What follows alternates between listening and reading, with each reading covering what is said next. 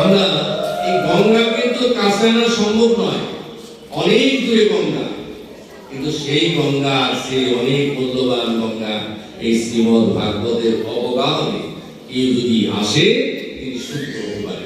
এই ভাগবত জগতে প্রথম প্রচার করলেন স্বয়ং বিষ্ণু, তিনি ব্রহ্মাকে, ব্রহ্মা বললেন তারই শিষ্য পুত্র নারদকে, নারদ বললেন কৃষ্ণ দ্বৈপায়ন বেদব্যাসকে, কৃষ্ণ দ্বৈপায়ন বেদব্যাস বললেন তারই পুত্র সুখদেব গোস্বামীকে, আর সুখদেব গোস্বামী বলেছিলেন শশাকরা পৃথিবীর অধীশ্বর মহারাজা ধীরাজ পরীক্ষিত। এই পরীক্ষিত আপনি কিন্তু এই কথা বলেনি। যখন দেখলেন তিনি ব্রহ্ম সাপগ্রস্ত হয়েছেন, 7 দিন মাত্র তার আয়ুষ্কাল আছে, তিনি গঙ্গার পরে পরিবেশন করলেন। কেন? 5 দিন তোমার চলে গেছে, আজ মাত্র 2 দিন, এখন কোন কাজ করলে, কি কাজ করলে আমি পাপ থেকে মুক্ত হতে পারবো? ঠিক সেই সময় সুখদেব গোস্বামী তিনি আসলেন, অজানু লঙ্কিত রঙ্গবেশ, তিনি বসলেন, সুখদেবের বসার আসন করে দিলেন, মাথায় করে জল নিয়ে তার পদধৌত করে দিলেন, দিয়ে তাকে প্রশ্ন করেছিলেন, হে গুরুদেব, আসন্ন মৃত্যু পথযাত্রী আমি, অর্থাৎ আমার কিছু সময় পরেই মৃত্যু হবে, আমার করণীয়টা কি? এই যে সুখদেব গোস্বামীর কাছে রাজা পরীক্ষিত প্রশ্ন করেছিলেন, এই প্রশ্ন কিন্তু আমাদের সকলেরই, কিন্তু আমরা কখনো এই প্রশ্নের কথা ভাবি না। আমাদের ভাবিয়ে দিয়েছেন সুখদেব গোস্বামী তার উত্তরে বলেছিলেন, হে রাজা পরীক্ষিত, তোমার প্রশ্ন সবচেয়ে গুণিয়ান, কারণ তোমার পিতামহ অর্জুন কুরুক্ষেত্রে যুদ্ধে প্রশ্ন করেছিল, এত লোককে নিধন করে আমি রাজ্য লাভ করতে চাই না, তার ছিল রাজ্য বিষয়ে প্রশ্ন, আর তোমার প্রশ্ন পারমার্থিক বিষয়ে প্রশ্ন। অতএব হে পরীক্ষিত, তোমার প্রথম কর্তব্য হলো মৃত্যু ভয়ে ভীত না হওয়া, আর দ্বিতীয় কর্তব্য হলো তুমি যতক্ষণ বেঁচে আছো কায়েম বাক্যে এই শ্রীমদ ভাগবত গ্রন্থ শ্রবণ করো।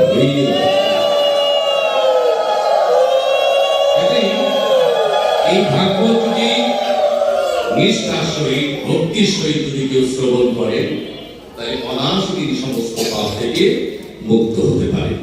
দ্বিতীয় ভাগ গেল, এরপর আছে গ। এই গ মানে গগন, গগন মানে আকাশ। এই ভাগবতের পদতলে যদি কেউ আশ্রয় নেয়, মাথার যেমন বিশাল আকাশ আছে, ঠিক মনটাও তদ্রূপ আকাশের মতো বড় হয়ে যায়। তখন আর মনে হয় না যে কেউ ছোট, সকলেই বড়, আমি বিশাল আকাশের মধ্যে বসে আছি, সেখানে বসে অনাদি গোবিন্দকে ডাকছি। এই মনটা বড় বড় আমাদের প্রশ্ন। কৃষ্ণ ভক্ত গোবিন্দ ভক্তরা আছেন, আমরা সংসারে থাকতে থাকতে যখন মনটা ছোট হয়ে যায়, তখন মানুষ যদি মুক্ত আকাশের দিকে তাকায়, অথবা পর্বতের উপরে গিয়ে বসে, অথবা তীর্থস্থানে, অথবা ভবনে গিয়ে, অথবা সমুদ্রের পরের দিকে গিয়ে বসে, বিশাল আকাশ যখন মাথার উপর দেখা যায়, তখন মনটা অটোমেটিক বড় হয়ে যায়, আর মন ছোট থাকে। সেই জন্যই এই ভাগবতের পদতলে যদি কেউ আশ্রয় নেয়, উপরে বিশাল আকাশ, স্বয়ং ভাগবত তাকে সারা দিচ্ছে, দেখো মনটা সংকীর্ণ ভেবো না, সেটাকে বড় করো। যদি তুমি মনটাকে বড় করতে পারো, নিশ্চয়ই তুমি পরমার্থের সাথে মিলন ঘটাতে পারবে। এই গেল গ।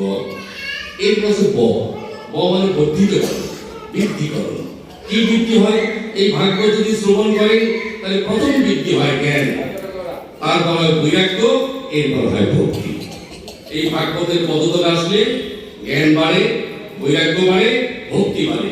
কৃষ্ণ ভক্ত গোবিন্দ ভক্তরা আছেন, সকলে বাড়িতে গিয়ে অনেক গ্রন্থ পড়তে পারবেন, কিন্তু ভক্ত সঙ্গে বসে ভক্তের পদধূলি অঙ্গে রেখে যদি ভাগবত শ্রবণ করেন, যে ভক্তি সঞ্চয় হবে, জগতের কোথায় গেলে আর জ্ঞান ভক্তি হবে। একবার গোস্বামী তারা শ্রীমদ মহাপ্রভুকে প্রশ্ন করেছে, হে গুরুদেব, এই যে এত বড় সুলতানি আমলের তিনি অর্থমন্ত্রী ছিলেন, এত অর্থবিত্ত প্রতিমন্ত্রী, সবকিছু পেয়ে গেছি, জাগতিক কোন বস্তুর মধ্যে কোনো সুখ আমি পাইনি, এই জাগতিক বস্তু নিয়ে প্রভু সেই পারমার্থিক জগতে যাওয়া যাবে?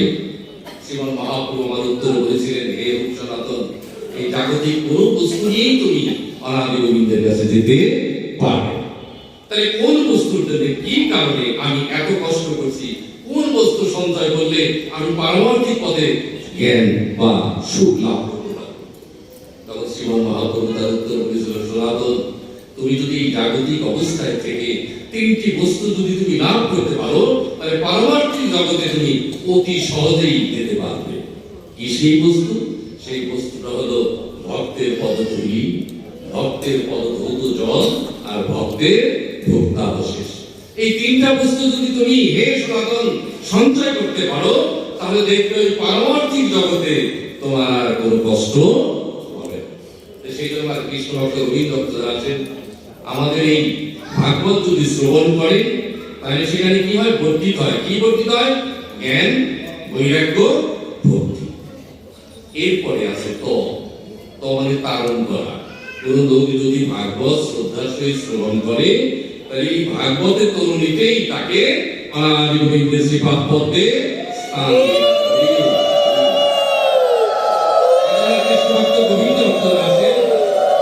আমরা সেই ভাগবত যদি শ্রবণ করি, এই কয়েকটা গুণ বা শক্তি আপনার কৃপা বর্ষিত হবে। কাজে বলা হয়েছে কাশী, কাঞ্চি, অবন্তিকা, দ্বারাবতী, নীলাচল প্রভৃতি নাম পর্যটনে গঙ্গা, যমুনা, ভাগীরথী প্রভৃতি শরীরাগম যাদৃশ্য পুণ্যম তাদৃশ্য পুণ্যাদিপুণ্যম এই শ্রীমদ্ ভাগবত ভক্তি করে শ্রবণ। কৃষ্ণ ভক্ত গোবিন্দ ভক্তরা আছেন, এই ভাগবত যদি শ্রবণ করেন, কিসের সহিত? ভক্তির সহিত যদি শ্রবণ করেন, তাহলে আপনার মধ্যে যে কাশী, কাঞ্চি, অবন্তিকাতে গেলেও যে পুণ্য লাভ হয়, তার চেয়ে অধিক পুণ্য লাভ হবে এই শ্রীমদ্ ভাগবত ভক্তি করে শ্রবণ।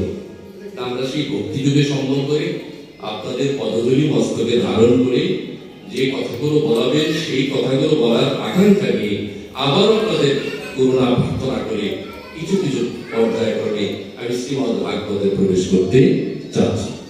শুধু কৃষ্ণ ভক্ত রবীন্দ্র ভক্তরা আছেন, আমার মায়েদের উদ্দেশ্যে আগে বলি। আগেকার দিনে আমাদের মায়েরা সাধারণত বিকাল হলে এই গুটি কয়েক মহিলা নিয়ে একত্র বসে ভাগবতের জায়গায় নয়, তখন রামায়ণ পাঠ করতো, হতো না? আগের মায়েরা সাধারণত পুঁথির জায়গায় রামায়ণ পাঠ করতেন। মায়েরা, আপনাদের কি মনে আছে সেই রামায়ণের কথা?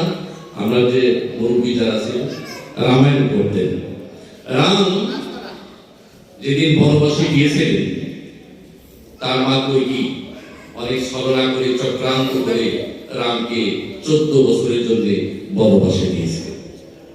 একটি বারের জন্য রাম বলেনি, মা এই যে তুমি আমার সাথে অবিচার করছো, এটা হতে পারে না, কারণ পিতৃসত্য পালন জুড়ে দিয়ে আমাকে তুমি 14 বছরের বনবাসে পাঠাচ্ছ। রাম কখনো বলে মায়ের আদেশকে শিরোধার্য মনে করে মাকে প্রণাম করে তিনি 14 বছরের জন্য বনবাসে চলে গেলেন। কিন্তু দুঃখের বিষয়, যে কৈকেয়ী তার পুত্র ভরতের জন্য রাজ্য আকাঙ্ক্ষা করেছিলেন, সেই ভারত কিন্তু তখন অযোধ্যায় ছিল না। অযোধ্যায় যখন ছিল না, সেই অযোধ্যায় ফিরে এসে তিনি বললেন, মা তুমি আমার পিতৃতুল্য দাদাকে 14 বছর ধরে বনবাসে পাঠিয়েছো, এ মা তুমি কি করেছো? এটা কার জন্য করেছো? সত্যি যদি মা তুমি আমার মঙ্গল চাও, সত্যি যদি আমার ভালো চাও, তাহলে আমার ওই পিতৃতুল্য দাদাকে তুমি ফিরে নিয়ে এসে তাকে তুমি রাজ সিংহাসনে বসাও, আর আমি তার পদতলে বসে দিনাতিপাত করি। কিন্তু কৃষ্ণ ভক্ত গোবিন্দ ভক্ত যারা আছে, মা কি সেই কথা শুনে? মা তুমি শুনলে না তো? যদি তুমি না শোনো, তাহলে আমি বনেই চলে যাবো, এবং সেই বনে গিয়ে আমার সেই দাদাকে ফিরেও এনে আমি রাজ সিংহাসনে বসাবো, এবং তার পদতলে বসে আমি তার চরম সেবা করব। কথা বললেন না, ভরত দৌড়ে বনে চলে গেলেন, এবং বনে গিয়ে বললেন, দাদা তুমি কি করেছো? তুমি কেন চলে এসেছো? তুমি মার কথায় এই 14 বছরের জন্য বনবাসে এনেছো। তুমি কি ভেবেছো দাদা আমি তোমার এই সিংহাসনে বসবো আর তুমি বনবাসে থাকবে? এটা কি হয় দাদা? ফিরে চলো দাদা, ফিরে চলো।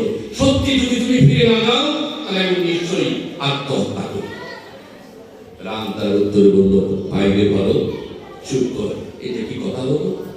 আর তোর এই কথায় যদি আমি ফিরে যাই, তাহলে সকলেই বলবে রাম লোভী, লোভের বশবর্তী হয়ে তিনি নিজে আবার সেই 14 বছরের বনবাসের পিতৃসত্য পালন লঙ্ঘন করে সিংহাসনে বসে।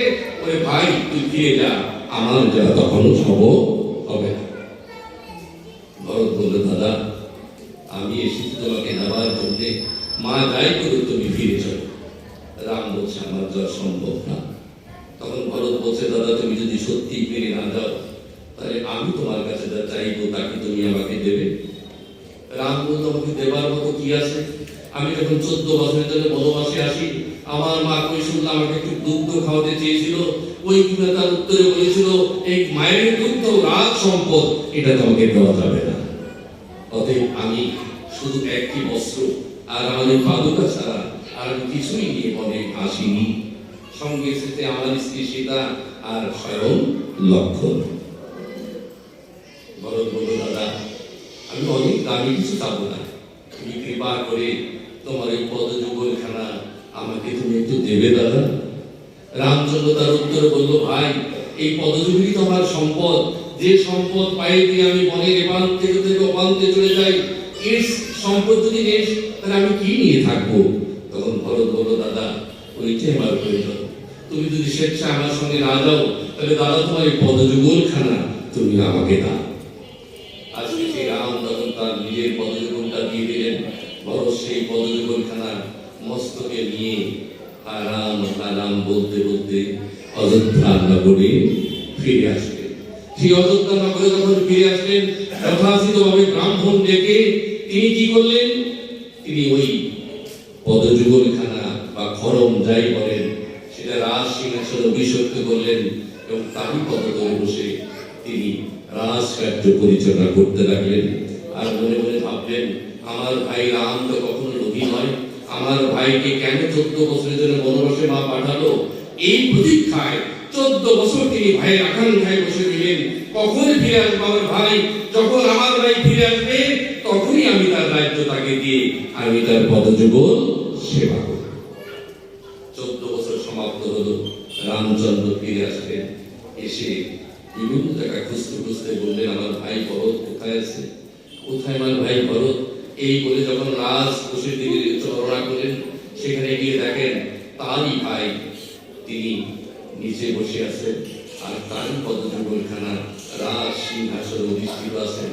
রামচন্দ্র এই দৃশ্য দেখে ভরতকে জড়িয়ে ধরে বলল, হে ভাই, ভাই ভাইয়ের জন্য এত করে এত সম্ভব নয়, নিশ্চয়ই তুই আমার পরম ভক্ত ছিলি। আর কলিযুগের মানুষ আজকে সামান্য এক টুকরা জমির জন্য ভাই ভাই বিরোধ করে, ভাই ভাইকে আঘাত করে, আর আমার জন্য তুই এত কষ্ট করছিস। অতএব আমি কথা দিলাম ভাই, এই জন্মে তো তোর ঋণ আমি শোধ করতে পারবো না। আগামী দাপরে যদি আমি জন্ম লাভ করি তাহলে তুই হবি স্বয়ং আমার ভক্ত সুদামা আর আমি হব স্বয়ং কৃষ্ণ। আসলে আমার কৃষ্ণ ভক্ত গোবিন্দ ভক্ত আছে, যে ভরত পরবর্তী দাপর যুগে ভক্ত সুদামা হয়ে জন্ম নিয়েছিলেন, আর অনাদি গোবিন্দ রামচন্দ্র তিনি স্বয়ং কৃষ্ণই জন্ম লাভ করেছিলেন। সেই ভক্ত চরিত্র, সেই ভক্ত সুদামার চরিত্র নিয়ে আমরা কিছু আলোকপাত করতে চাই। যে যেমন কর্ম করে তার ফল কিন্তু সে তেমনই পায়।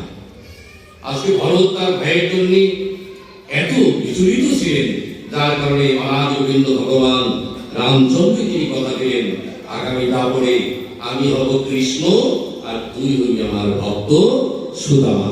আমি কথা দিলাম, হে ভাই আমি কথা দিলাম, তারপরে আমি হব স্বয়ং কৃষ্ণ আর তুই হবি আমার ভক্ত সুদামা। কাজে আমরা সকলেই বলবো, ভক্ত সুদামা কি? আপনারা বলবেন জয়। ভক্ত সুদামা কি? ভক্ত সুদামা কি? ভক্ত সুদামা কি? কৃষ্ণ ভক্ত গোবিন্দ ভক্তরা আছেন, সেই রামচন্দ্র হয়ে গেল কৃষ্ণ আর ভরত হয়ে গেল সুদামা। কাজেই আমার একটা জন্মটা হয়েছিল বৃন্দাবনে। কোথায় জন্ম হয়েছিল? ভক্ত সুদামার অর্থাৎ ভরতের তারপরে জন্ম হলো বৃন্দাবনে। তার পিতার নাম ছিল মোটক ব্রাহ্মণ আর মায়ের নাম ছিল রচনা দেবী। মা যেমন ভালো যদি হয়, বাপ যদি ভালো হয়, সন্তান তো ভালো হবে নাকি? সেই মোটক ব্রাহ্মণ এবং রচনা দেবী প্রতিনিয়ত কৃষ্ণ নাম জপ করতেন, মহানাম জপ করতেন, সন্তানের মঙ্গল কামনায় ভগবানের কাছে নিজেকে আত্মনিবেদন করতেন। আর এইটা আত্মনিবেদন করার কারণে সে একটা মূল্যবান বস্তুই তিনি উপহার পেলেন।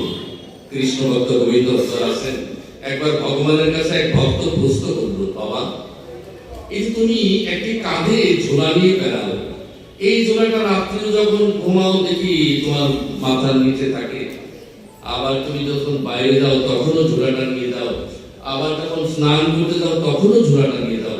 আচ্ছা বাবা তুমি বলো তো তোমার এই ব্যাগের মধ্যে কি আছে?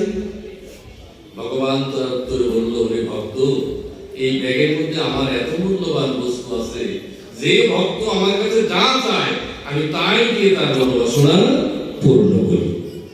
বলে বাবা তোমার এতই ঝোলার মধ্যে এত ক্ষমতা? যে হ্যাঁ।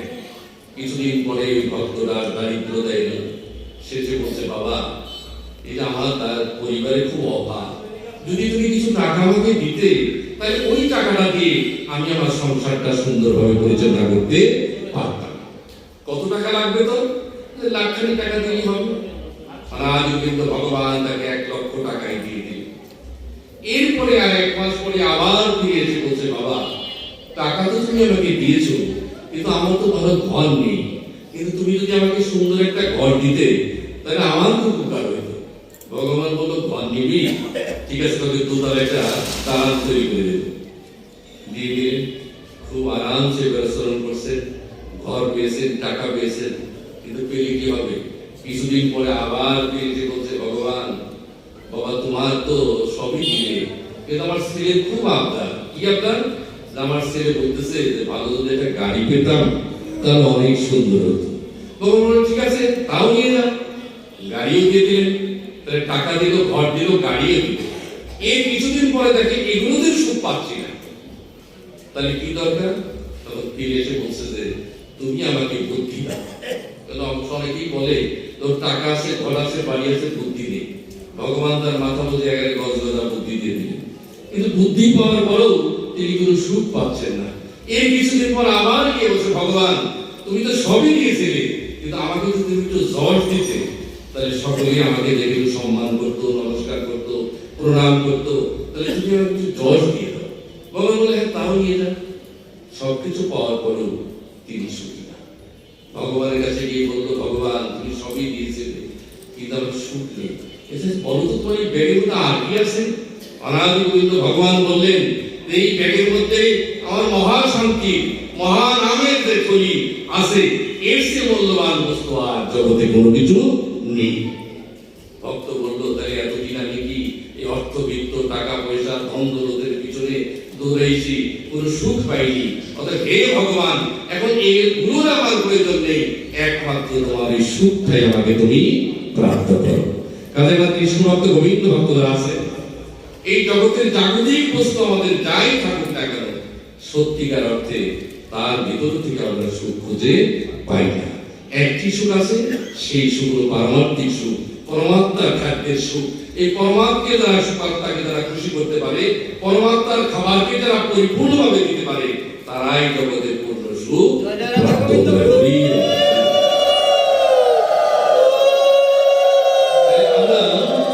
এখন সেই শান্তিকে আশ্রয় করে আমরা সেই ভক্ত সুদামা কেমন সুখে বড় হয়েছিলেন সেই ব্যাপারে আমরা একটু আলোকপাত করবো। ত্রেতা যুগে ভারতের ঋণ শোধ করতে হবে, অনাদি গোবিন্দ তিনি ভাবলেন।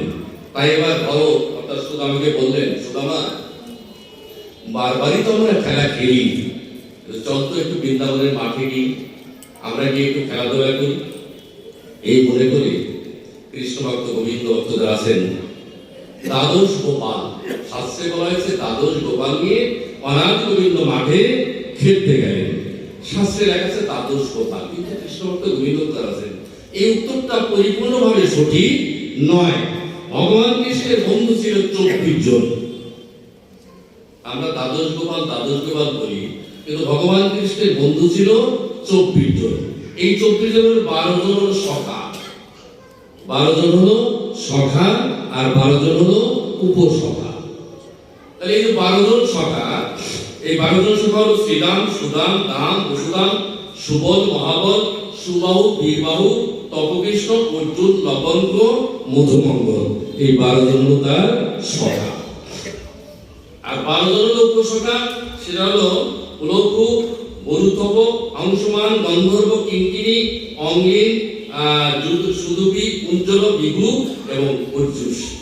এই 12 জন হলো উপসখা। তাহলে 12 জন সখা, 12 জন উপসখা। আর শ্রীকৃষ্ণ এর 25, আর বলরাম এর 26। তাই অনাদি গোবিন্দ ভগবান যখন বৃন্দাবনের মাঠে খেলা করতেন, তখন এই 26 জন মিলে তারা মাঠে খেলা করতেন।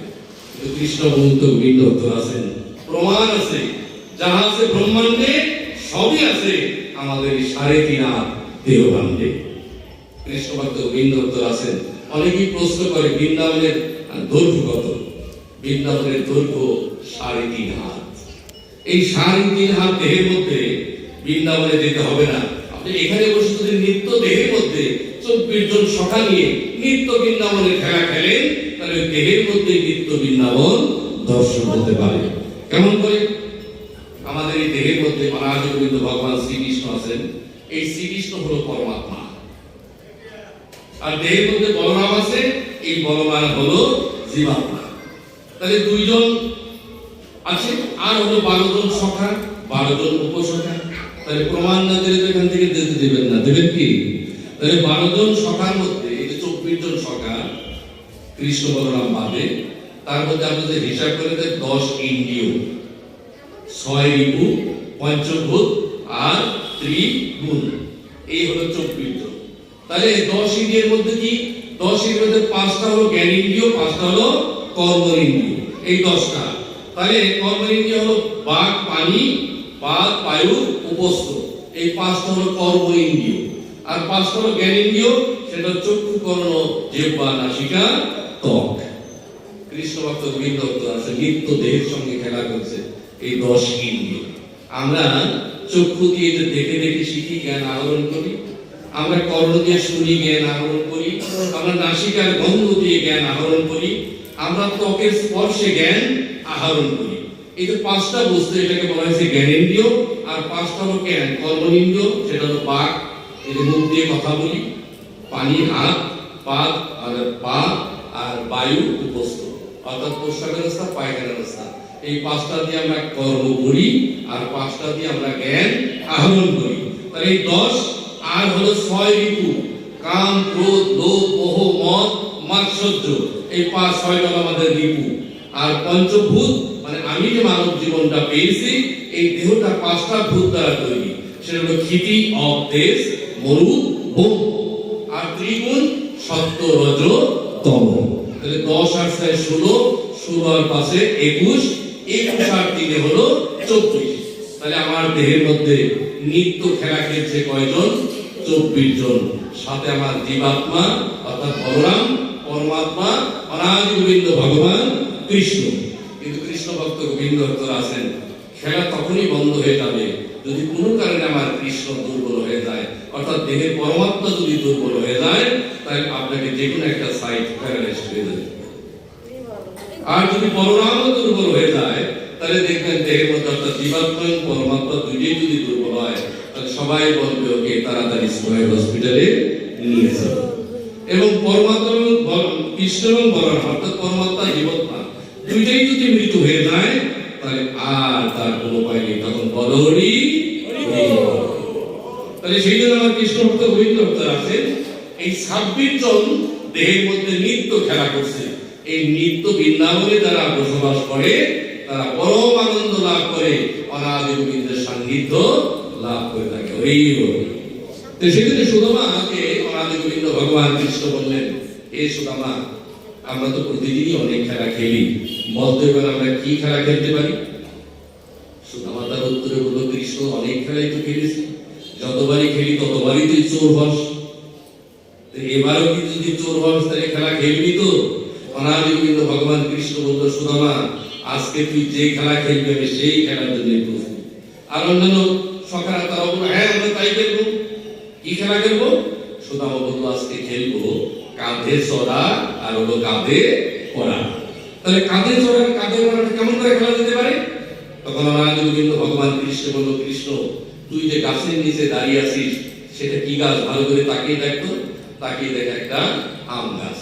বলে, ঠিক আছে, আম গাছ থেকে তুই 26টা পাতা পা। এই হলো মঙ্গল, তুই তো শক্তিশালী, আম গাছ থেকে 26টা পাতা পা। পাতা পাড়া হলো, তার মধ্যে একটি পাতা ফুটো করে দেওয়া হলো। এই ফুটো পাতা যার ভাগ্যে পড়বে সেই হবে চোর। অনাদি গোবিন্দ ভগবান কৃষ্ণ, তুই দূরে থাক, এই 26টা পাতা নিয়ে তুই বসে থাকবি, আমরা প্রত্যেকেই চক্ষু বেঁধে বেঁধে তোর কাছে যাবো, একটি করে পাতা আমরা নিয়ে আসবো। এই করে এক একে সুদামা, মধুমঙ্গল, দান, এরা সবাই চলে গেল, একটা একটা করে পাতা নিয়ে এসে সবাই নিয়ে আসলো। অবশেষে কৃষ্ণ দেখলো আমার ভাগ্যে দেখার কথাই আছে, অনাদি গোবিন্দ কৃষ্ণ খার পাতাটা তুলেই দেখে সর্বনাশ, আমার ভাগ্যেই পড়েছে সেরা পাতা। তখন কৃষ্ণ বলে এই পাতাটা আমি দেখাবো না, পাতাটা তিনি লুকালেন। এদিকে উপর থেকে ডেকে বললো, বন্ধু যারা আছো তোদের পাতা কেমন হয়েছে? সকল বন্ধু পাতা উঁচু করে বলছে আমার পাতা ভালো হয়েছে, কিন্তু কৃষ্ণ আর কথা বলে না। কিরে কৃষ্ণ, আমাদের সকলের পাতাই ভালো হলো, তোর কথা কেমন হয়েছে? কৃষ্ণ বলছেন ভালো হয়েছে, তো দেখানো একটু উঁচু করে, কিন্তু পাতা উঁচু করে দেখায়। তখন সকলেই দৌড়ে গিয়ে বলল, কৃষ্ণ তোর পাতা দেখেই চায়। সকলেই পাতাটা দেখলো, তখন দেখে কৃষ্ণের পাতা সেরা। যখন সেরা হলো তখন সকলেই বললো, কৃষ্ণ চোর তো তুই হলি, আমরা তো চোর হলাম না, চোর তো তুই হলি। কাজে ভক্ত বড় শক্ত, পণ্ডিত রইল বসে, বৃক্ষের পর বৃক্ষে রইল, কেবল বৃত্ত গেল খসে। আমাদের মৃত্যু হয় না, শুধু দেহের মৃত্যু হয়, তাই না বাবা? আমাদের কি আত্মার মৃত্যু হয়? মৃত্যু তো হয় দেহের, কিন্তু দেহের যে মৃত্যু হয় 3.5 হাত বাড়িটা এই ভগবান দেন। এই যে 3.5 হাত দেহটা আমরা পেয়েছি, এটা কিন্তু ভগবান দেয়নি। কারণ ভগবান যদি দিত, তাহলে এই দেহের মধ্যে এত রোগ ব্যাধি, ক্যান্সার হচ্ছে, থাইরয়েড হচ্ছে, প্যারালাইসিস হয়ে যাচ্ছে, এই রোগগুলো কখনো হতো না। তাই আমরা যে সকলেই বলি যে এই দেহটা ভগবান দিয়েছে, না, এই দেহটা ভগবান দেয়নি। এই দেহটা আমরা পেয়েছি বাবা মার পূর্ণ মিলনের ফলে। আমার এই যে 3.5 হাত দেহটা পেয়েছি, আমার বাবা মা যদি আকাঙ্ক্ষা না করতো, জগতে আনার জন্য চেষ্টা না করতো, তাহলে এই দেহটা আমরা পেতাম। যার কারণে এই দেহের মধ্যে রোগ আছে, এই দেহের মধ্যে ব্যাধি আছে, কিন্তু ভগবান যদি দিত, তাহলে এই দেহটা আমাদের কখনো রোগে আক্রান্ত হতো না। কৃষ্ণ ভক্ত, গোবিন্দ ভক্ত আছেন, ড্রাইভার আর গাড়ির খাবার কি কখনো এক হয়? এক হয় কি? একটা গাড়ি চলছে, একটা গাড়ি দাঁড়িয়ে আছে, সেখানে সমস্ত যাত্রীরাই বসে আছে, কিন্তু ড্রাইভার নাই, গাড়ি কি চলবে? ড্রাইভার না থাকলে কি গাড়ি চলবে? চলবে না।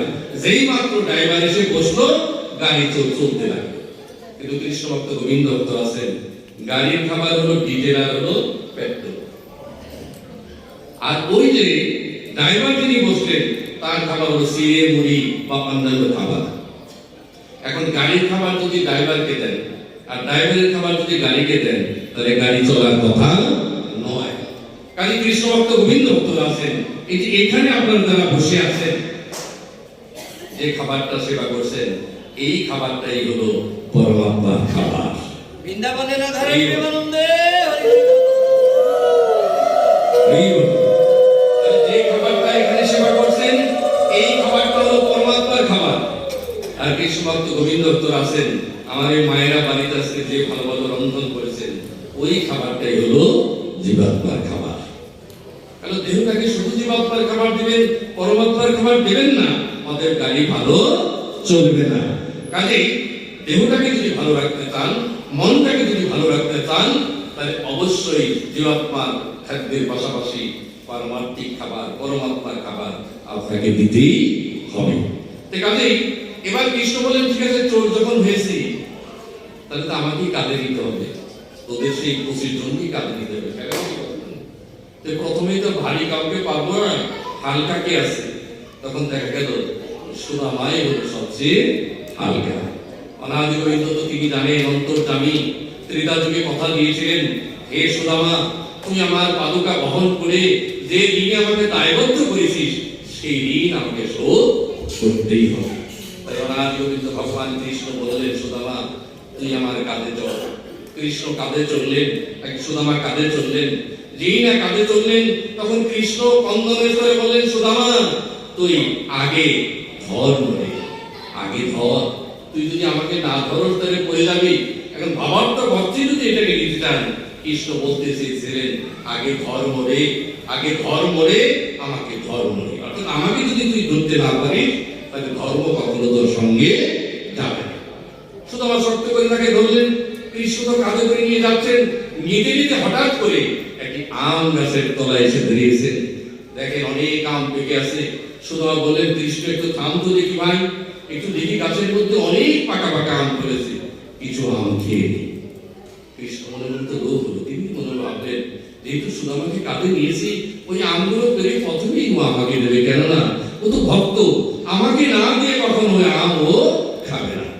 কৃষ্ণ বড় আনন্দে গাছের উপরে ওকে উপরে কাঁধে নিয়ে দাঁড়িয়ে রইলেন। দাঁড়িয়ে থেকে সুদামা দেখা একটা করে আম পাড়ছে আর নিজেই কাঁধে চলে খেয়ে নিচ্ছে।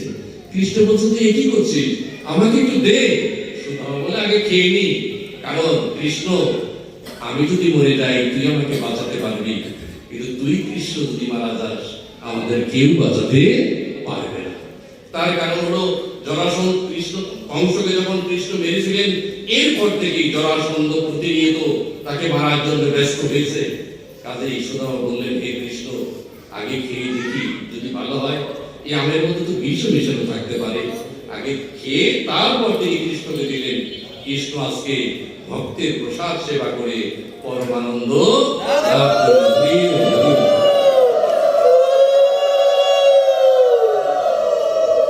পরমানন্দ যখন লাভ করলেন, এবার কৃষ্ণ আমার কাঁধে নিয়ে যখন এগিয়ে যাচ্ছেন, আজকে সেই সুদামার চরণখানা বক্ষে ধারণ করে বলছেন, ওরে সুদামা, তুই ত্রেতা যুগে যে আমাকে ঋণী করে এসেছিলেন, আজকে সেই চরণখানা আমি বক্ষে ধারণ করে পরম তৃপ্তি লাভ করলাম। কাজে অনাজ গোবিন্দ এইভাবেই সকলের সঙ্গে তার সখ্য প্রেমের খেলা খেলে যখন তিনি ফিরে গেলেন, ঠিক সেই সময় আবার জরাসন্ধের অত্যাচার বেড়ে গেল। তখন বৃন্দাবনের সেই বাবা মা চিন্তা করলেন যে এটি যদি মথুরায় পাঠিয়ে দেই তাহলে কিছুটা হয়তো মুক্তি হতে পারে, কিন্তু তারপর মুক্তি হলো না। তখন বসুদেব দেবকী তারা চিন্তা করলো, কৃষ্ণকে যদি একটু গোপন জায়গায় ঢুকিয়ে রাখি তাহলে হয়তো ভালো হবে। এই মনে করে তারা সকলেই গুরুগৃহে পাঠালেন। কাকে? কৃষ্ণ এবং বলরামকে। কোন গুরু? সঞ্জীবনী মুনির গৃহে পাঠালেন। অন্তত সেই গুরুগৃহে থেকে যদি লেখাপড়াটাও চলবে, পাশাপাশি তাকে লুকানো হয়ে যাবে। এই সঞ্জীবনী মুনি, তিনি অবন্তী নগরে বাস, যেটা আর এক নাম হলো উজ্জয়িনী নগর। সেই উজ্জয়িনী নগরে আজকে অনাথ গোবিন্দ ভগবান কৃষ্ণ এবং বলরাম সেখানে চলে গেলেন।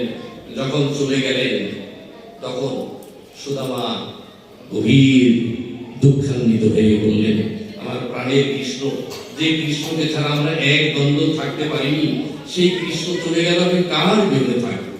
কৃষ্ণ ভক্ত গোবিন্দ ভক্তরা আছেন। এই যে সঞ্জীবনী মুনি, তার স্ত্রীর নাম হলো গুরুচরা দেবী। যেমন গুরু তেমন তার শিষ্য। সকলের উচিত কি? সৎগুরু যেন, গুরু যেন সৎগুরু হয়।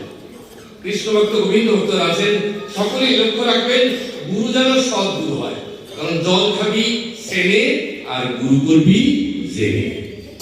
যখনই গুরু করবেন জেনে করতে হবে, অর্থাৎ জল ছেঁকে খেতে হয়।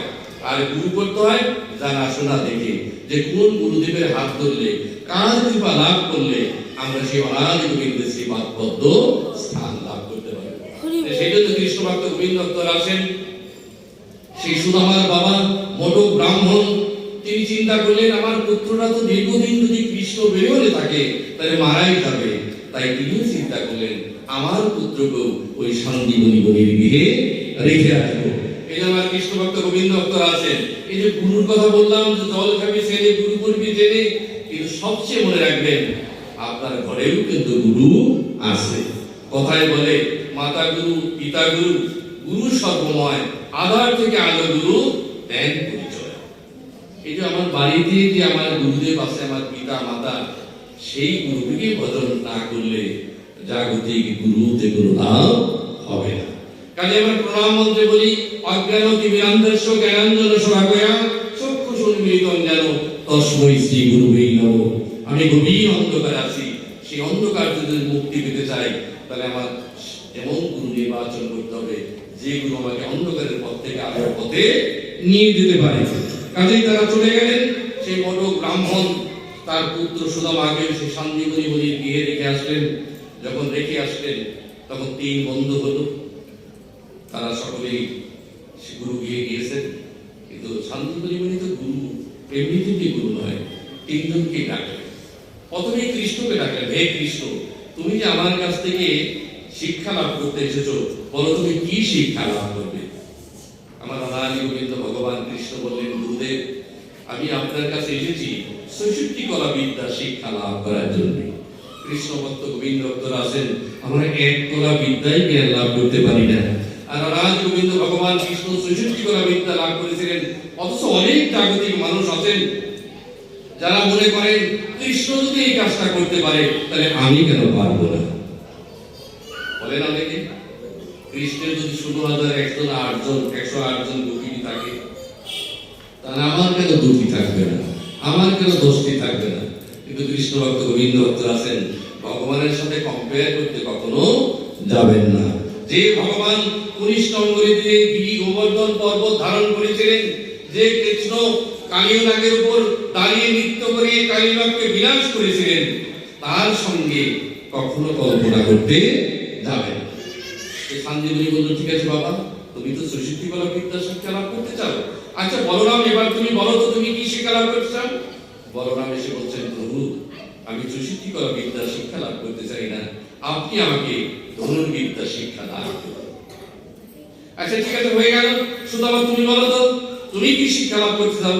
সুদামা বলল, আমি ৬৬ কলা বিদ্যাও শিক্ষা লাভ করতে চাই না, আমি ধনুর্বিদ্যাও শিক্ষা লাভ করতে চাই না, আমি বেদ অভ্যাস করিয়ে দেন প্রভু, আমি বেদ শিক্ষা লাভ করতে চাই।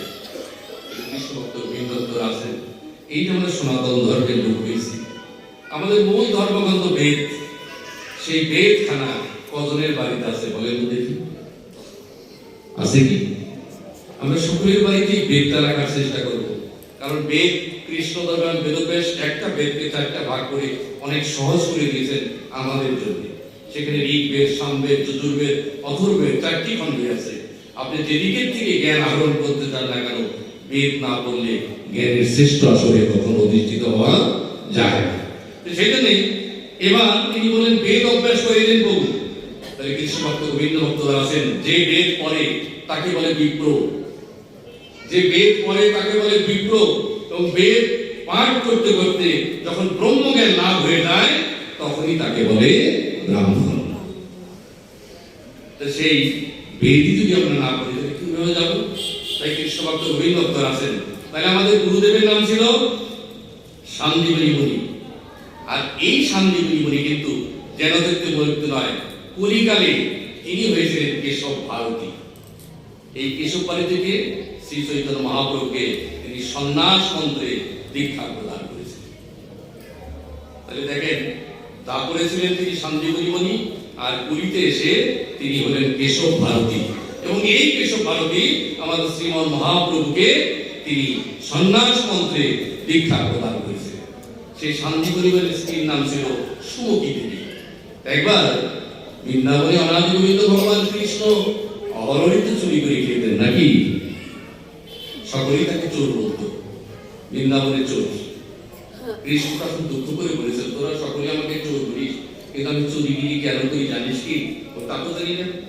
এই বৃন্দাবনে যত নারী আছে সকলকে জিজ্ঞাসা করে দেয়, প্রত্যেকে যখন নিবেদন করে তখন একটি তুলসী পত্র দেই, বলে কৃষ্ণায় নমঃ বা গোবিন্দায় নমঃ। তাহলে ওরা যদি আমাকে নিবেদন করে, সেই প্রসাদ যদি আমি সেবা না করি, তাহলে আমি কি ভগবান হতে পারি? হতে পারি না। এই জন্য আমি সেবা করি, অথচ সকলে আমাকে চোর বলে। অথচ যারা আমাকে তুলসী পত্র নিবেদন করে দেবে, হে কৃষ্ণ সেবা করো, সেবা করো, আমি তখন যাই না, কিন্তু ভক্তের মানকে পেয়েও দিতে পারি না, তারাই আমাকে চোর বলে। দুঃখ এটা। যারা আমাকে ডাকে কৃষ্ণ কৃষ্ণ বলে, সেবা করো কৃষ্ণ, সেবা গ্রহণ করো, তুমি সেবা গ্রহণ না করলে আমি সেবা করতে পারতেছি না, অথচ তারাই আমাকে চোর বলে। যশোদামা, অনেকদিন যাবৎ বৃন্দাবন থেকে ছুটে এসেছি, সেই নুনি চুরের কথা, তারপর নারকেলের নাড়ু চুরির কথা তো ভুলে যাইনি, কিন্তু গুরুগৃহ থেকে আমি কেমন করে এই চুরিগুলো করি বলতো দেখি। সুদামা বলছে, কি বলছিস? গুরুগৃহে এসে আবার চুরি করবি নাকি? তুই যাই করিস, এই গুরুগৃহে চুরি করলে কিন্তু আমি তোর সঙ্গ লাভ করতে পারবো। কৃষ্ণ বলছে, দেখ সুদামা, আমি যখন আজকে পড়তে বসেছিলাম তখন দেখলাম আমার গুরুমা 4টি নারকেল ভেঙে সুন্দর করে নারকেলের নাড়ুগুলো তৈরি করলেন এবং একটি বমের মধ্যে ভরে গেছে। সুদামা, তুই যদি আমার প্রকৃত বন্ধু হোস, তুই যদি আমাকে সত্যি ভালোবাসিস, তুই যদি আমার একনিষ্ঠ বন্ধু হস, তাহলে যেমন করি হোক ওই নারকেলের নাড়ুগুলো আজকে আমাকে তুই সেবা দিবি। কৃষ্ণ ভক্ত গোবিন্দ ভক্ত আছেন, যে করে আমার আশ, প্রথমে আমি করি তার সর্বনাশ, প্রথমে যে ছাড়ে না আমার পাশ, আমি করি তার দাসের দাস। অনাদি পর্যন্ত ভগবান তিনি ভক্তকে যাচাই করেই নেন সত্যিকার অর্থে তিনি আমার ভক্ত কিনা। এই যে সুদামাকে দিয়ে চুরির প্রকৃতি করতে যাচ্ছেন, এর পিছনে পরীক্ষা আছে সুদামা সত্যিকার অর্থে আমাকে ভালোবাসে কিনা। সখ্য প্রেমে তিনি বন্ধুকে বললেন, সুদামা বলছেন, বন্ধু রে, অনেকবারই তো আমি গিয়েছি, আমি এই চুরির অভাব নিয়ে আর থাকতে চাই না। কৃষ্ণ বললেন, আমার কথাটা তুই রাখবি না? যে ঠিক আছে, রাখতে পারি। তো কৃষ্ণ তো এক কথা বলো যে এই যে গুরুমা তো এখনো ঘরে আছে, এখন তো আমি যেতে পারবো না। কৃষ্ণ বলে, না, এই কিছুক্ষণের মধ্যেই আমার গুরুদেব তিনি মন্দিরে প্রবেশ করবেন, আমার গুরুমা যে নাড়ু তৈরি করেছেন, এখন নদীর ঘাটে স্নান করতে যাবেন। যেই না যাবেন, ঠিক ওই সুযোগেই আমরা এই নাড়ুগুলো চুরি করব। সুদাম বলছে, ঠিক আছে, কিন্তু কথা দে, তুই কিন্তু চৌকাঠে বসে থাকবি, যখনই গুরুমা আসতে থাকবে সংকেত দিবি, তখন আমি পালিয়ে দেবো। কৃষ্ণ বলে, হ্যাঁ, আমি কথা দিলাম, যখনই গুরুমা আসবে আমি তোকে সাবধান করে দেবো। সুদাম বলছে, ঠিক তো, হ্যাঁ ঠিক। এবার সুদামা স্নান, গুরুমা স্নান করতে গেলেন চৌকি দেবী।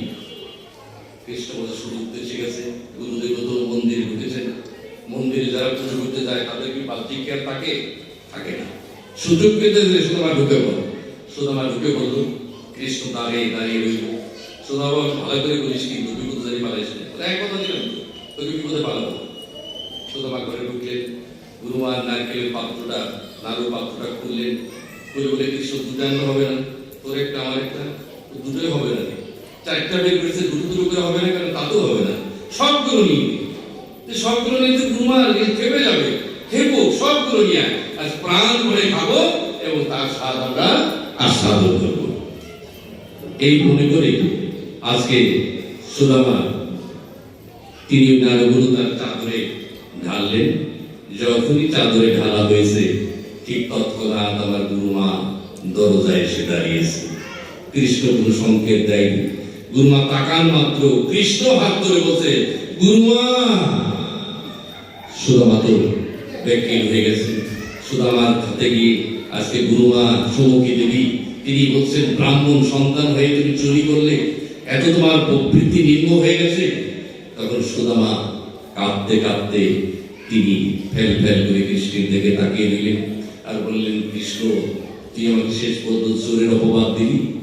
তোকে না বলেছিলাম গুরুমা আসার আগে আমার দিকে তাকিয়ে সংকেত দিবি, চোরের অপবাদ দিলি। গুরুমা বলছেন, তুমি এমন অন্যায় করেছো, এটা ঠিক হয় নাই। আমি তোমাকে অভিনয় সাপ দিচ্ছি, জীবনে অভাব তোমাকে কখনো ছাড়বে না। গুরুমার বাক্য শুনে আজকে আমার সেই মা ফিরে আসেন, মানে শান্তিপুরি ফিরে আসেন। কিন্তু কৃষ্ণ ভক্ত গোবিন্দ ভক্ত আছেন। কোন এক সময় রামকৃষ্ণদেবকে স্বামী বিবেকানন্দ প্রশ্ন করেছিলেন, জগতের যারা ভালো মানুষ, জগতের যারা সুচরিত্রের লোক, তারা এত দুঃখ পায় কেন, এত কষ্ট পায় কেন? রামকৃষ্ণ পরমহংসদেব তার উত্তরে বলেছিলেন যে, হে বিবেক, এই জগতের ছাত্র হিসেবে যখন পরীক্ষা দিয়ে শিক্ষকের কাছে নম্বর আদায় করতে হয়, তখন ভগবানের একজন যদি কেউ প্রবেশ করে, ভগবানকেও যদি সত্যিকার অর্থে কেউ ভালোবাসে, তাহলে তার কাছেও পরীক্ষা দিতে হয়। কোন কর্মকার যদি সোনার কোন জিনিস তৈরি করে, দেখবেন সোনা আগে পুড়িয়ে তাকে আসল করে। কাজে কৃষ্ণ ভক্ত গোবিন্দ ভক্ত আছেন, তারা ভগবানকে বেশি বেশি ডাকে, ভগবানের যারা অনুগত বেশি থাকে, তারা কিন্তু কষ্টও বেশি করে। একবার এক ব্রাহ্মণ, তার অকালে যখন পুত্র বিয়োগ হলো, পুত্র মারা গেল, তিনি মনে মনে ভাবলেন, এত রামায়ণ পড়ি, এত গীতা পড়ি, এত ভাগবত পড়ি, হে ভগবান, তার মূল্য তুমি এই দিলে, অবশেষে তুমি আমার সন্তানটাকে কেড়ে নিলে। অতএব তোমার এই গ্রন্থ আর আমি পড়ব না। এই মনে করে জলে ভাসিয়ে দিলেন। সেই গ্রন্থগুলো জলে ভাসতে লাগলো, আর ব্রাহ্মণ পানে দাঁড়িয়ে দাঁড়িয়ে হাসতে হাসতে বললো, ভাসিয়ে দিয়েছি ভগবান, তোমার কর্ম করতে গিয়ে শেষে আমার পুত্র হারালাম, অতএব এই গ্রন্থ আমি ভাসিয়ে দিয়েছি। এক মাস পরে সেই ব্রাহ্মণ যখন গুরুদেবের কাছে গেলেন, বললেন, গুরুদেব, আমি তো এখন আর ধর্মগ্রন্থ করি না, গীতাও করি না, রামায়ণও করি না, ভাগবত করি না। কেন করো না? করি না এই কারণে যে গ্রন্থ পড়ার কারণে আমার অকালে পুত্র হারালাম, তেমন গ্রন্থ আমি কেন পড়ব? তখন গুরুদেব হাসতে লাগলেন। ব্রাহ্মণ বলল, আপনি হাসছেন কেন? হাসছেন? যে হাসছে এই কারণে যে ছোট্ট বালকের যখন খেলার পুতুল ভেঙে যায় তখন বাবা মা দাঁড়িয়ে দাঁড়িয়ে হাসে। কারণ বাবা মা জানে ওই মাটির পুতুল ভেঙে যাবে, কিন্তু ওই ছোট্ট গোপাল জানে না, বালক জানে না যে পুতুল কখনো ভাঙতে পারে। অথবা হে ব্রাহ্মণ, তুমি তো ছোটবেলার সেই ছোট্ট বালকের মতো আছো। এই মাটির দেহ একদিন ভেঙে যাবে, এই নশ্বর দেহ একদিন মৃত্যু হবেই। তুমি জানো অকালে নয়, তোমার পুত্র সকালেই গমন করেছে। এই যে কৃষ্ণ ভক্ত গোবিন্দ ভক্ত আছেন, কেউ যদি একটু ধর্মকর্ম করি তখন মনে মনে ভাবি ভগবান আমাকে এত দুঃখ দিচ্ছে কেন, ভগবান এত কষ্ট দিচ্ছে কেন? কিন্তু কৃষ্ণ ভক্ত গোবিন্দ ভক্ত আছেন, ভগবান পরীক্ষা করেই আপনি আসল না নকল তা যাচাই করে দেন। কাজে সুদামা অভিশাপ হলো, কি অভিশাপ? যে দারিদ্রতা কখনো তোমার ছাড়বে না। সুদামা কাঁদতে লাগলেন। ঠিক সেই সময় শান্তিপুরী মুনি এসে বলছেন, হে রচনার সম্মুখী দেবী, এই যে নাড়ুগুলো চুরির কথা বলছো, এই নাড়ু আমার সুদামা চুরি করে না। যখন এই কথা বললেন তখন কৃষ্ণ বুঝতে পারলো এবার কোথায় সুদামা আমার নামটা বলে দেবে। গুরুদেব বললেন, হে সুদামা, বাবা সত্যি করে বলো তো দেখি, তুমি কি নাড়ুগুলো চুরি করেছো? সুদামা নীরব থেকে কিছুক্ষণ পর বললেন, গুরুদেব, এই নাড়ু কৃষ্ণ চুরি করে নেই, কিন্তু আমি চুরি করেছি। সুদামা আমার থেকে আবার শান্তিপুরী মুনি জিজ্ঞাসা করলেন, হে সুদামা, তুমি সত্যি করে বলো, আমার বিশ্বাস তুমি বেদ অধ্যয়ন করো, তুমি কখনো চুরি করতে পারো না। আবার সেই সুদামা বললেন, বন্ধুর কথা মনে পড়ে, আমার বন্ধু তো নাড়ুগুলো খেতে চেয়েছিল, ওর অভিলাষ তো আমি কখনো পূরণ করতে পারিনি। তাই আবার বললেন, গুরুদেব, এগুলো আমি চুরি করেছি। যেই না চুরি করেছে বললো, তৎক্ষণাৎ গুরুদেব কি করলেন, তার হাতের ষষ্ঠী একটি লাঠি এনে সুদামাকে একের পর একে প্রহার করতে লাগলেন। আর সমুখী দেবী ঠিকই বলেছে, আমার স্ত্রী ঠিকই বলেছে, তুই চোর, ব্রাহ্মণ সন্তানকে চুরি করেছিস, অতএব আমার বাড়িতে তুই এক বিন্দু থাকতে পারবি না। এই কথা বলে গুরুদেব চলে গেলেন। সুদামা কাঁদছে, আর কৃষ্ণ বলছেন, কৃষ্ণদেব, তুই শেষ পর্যন্ত আমাকে চোর বানিয়ে দিলি। আমি তো কখনো চুরি করতে চাইনি, কিন্তু তুই আমাকে চুরি করে বানালি। কিন্তু মনে রাখিস, বৃন্দাবনের রাধা রানী কৃষ্ণ বিরহে তিনি কাতর ছিলেন, তিনি কখনো কৃষ্ণকে পেতে চান নেই, কিন্তু কৃষ্ণের জন্য কেঁদেছেন। তা আমি কথা দিলাম, কৃষ্ণ, তুই তো মনে করেছিস আমি চুরি করেছি, কিন্তু তোর সুখের জন্য করেছিলাম। আমি কথা দিলাম, আমি যেখানেই থাকি কৃষ্ণ কথা বলি যেন আমি দূরে না থাকি। আর হে কৃষ্ণ, মনে রাখিস, আমি যত দুঃখে থাকি, যত অভাবেই থাকি, আমি যেন তোর কাছে কখনো হাত পেতে কিছু গ্রহণ না করি। কৃষ্ণ ভক্ত গোবিন্দ ভক্ত যারা আছেন, এই যে সুদামা প্রতিজ্ঞা করলেন, সেই প্রতিজ্ঞা করে তিনি বললেন, কৃষ্ণ, চলে যাচ্ছি, শুধু দুঃখ একটাই রইল, বাবা মা অনেক আকাঙ্ক্ষা নিয়ে আমি তোর সাথে থাকতে চেয়েছিলাম, তোকে বন্ধু বলে ভালোবেসেছিলাম, তোর বিরহনে আমি এই জীবনটা কাটিয়ে দেবো, কত যে কষ্ট, কত যে দুঃখ, এটা আমি ভাষায় প্রকাশ করতে পারবো না। তবে কৃষ্ণ, যেখানেই থাকিস ভালো থাকিস, তোর এই অধম ভক্তের কথা মনে রাখিস। এই বলে সুদামা চলে গেলেন। যখন চলে গেলেন, বাড়ির কাছাকাছি যাওয়ার পর শুনতে পেলেন তার বাবা মা মোটো ব্রাহ্মণ রচনা দেবী মৃত্যুবরণ করেছে। এক দুঃখ ত্যাগ করে আর এক দুঃখে প্রবেশ করলেন। সুদামা মনে মনে ভাবলেন, ভগবান, যত দুঃখই দাও, যত কষ্টই দাও, তোমার নাম যেন আমি পরিত্যাগ না করি। কৃষ্ণ ভক্ত গোবিন্দ ভক্ত আছেন, তখন এই যে আমরা যে পরীক্ষিতের কথা বললাম, সেই পরীক্ষিতকে যখন ব্রহ্ম অস্ত্রে দ্বারা মারতে চেয়েছিলেন, ঠিক সেই সময় আনন্দ গোবিন্দ তিনি রথের আরোহণ করতে যাচ্ছিলেন, কিন্তু উত্তরা পিছন থেকে দেখেন ব্রহ্মাস্ত্রতে আসছেন। তখন উত্তরা চিন্তা করলেন, কেউ আমার এই সন্তানকে রক্ষা করতে পারবে না, একমাত্র ভগবান ছাড়া। ত্রাহিমাম ত্রাহিমাম বলে চিৎকার করলেন। অনাদি গোবিন্দ ভগবান কৃষ্ণ সেখান থেকে নামলেন, দেখে ব্রহ্মাস্ত্র ধাবিত হয়ে আসছেন। সঙ্গে সঙ্গে কৃষ্ণ দশাঙ্গুল মূর্তি ধারণ করে উত্তরার গর্ভে প্রবেশ করলেন এবং শিশু পরীক্ষিতকে রক্ষা করলেন। এই যে শিশুকে রক্ষা করতে গিয়ে দশাঙ্গুল মূর্তি ধারণ করেন, এই মূর্তির দর্শন করেছিল আমার রুক্মিণী দেবী, কুন্তী দেবী।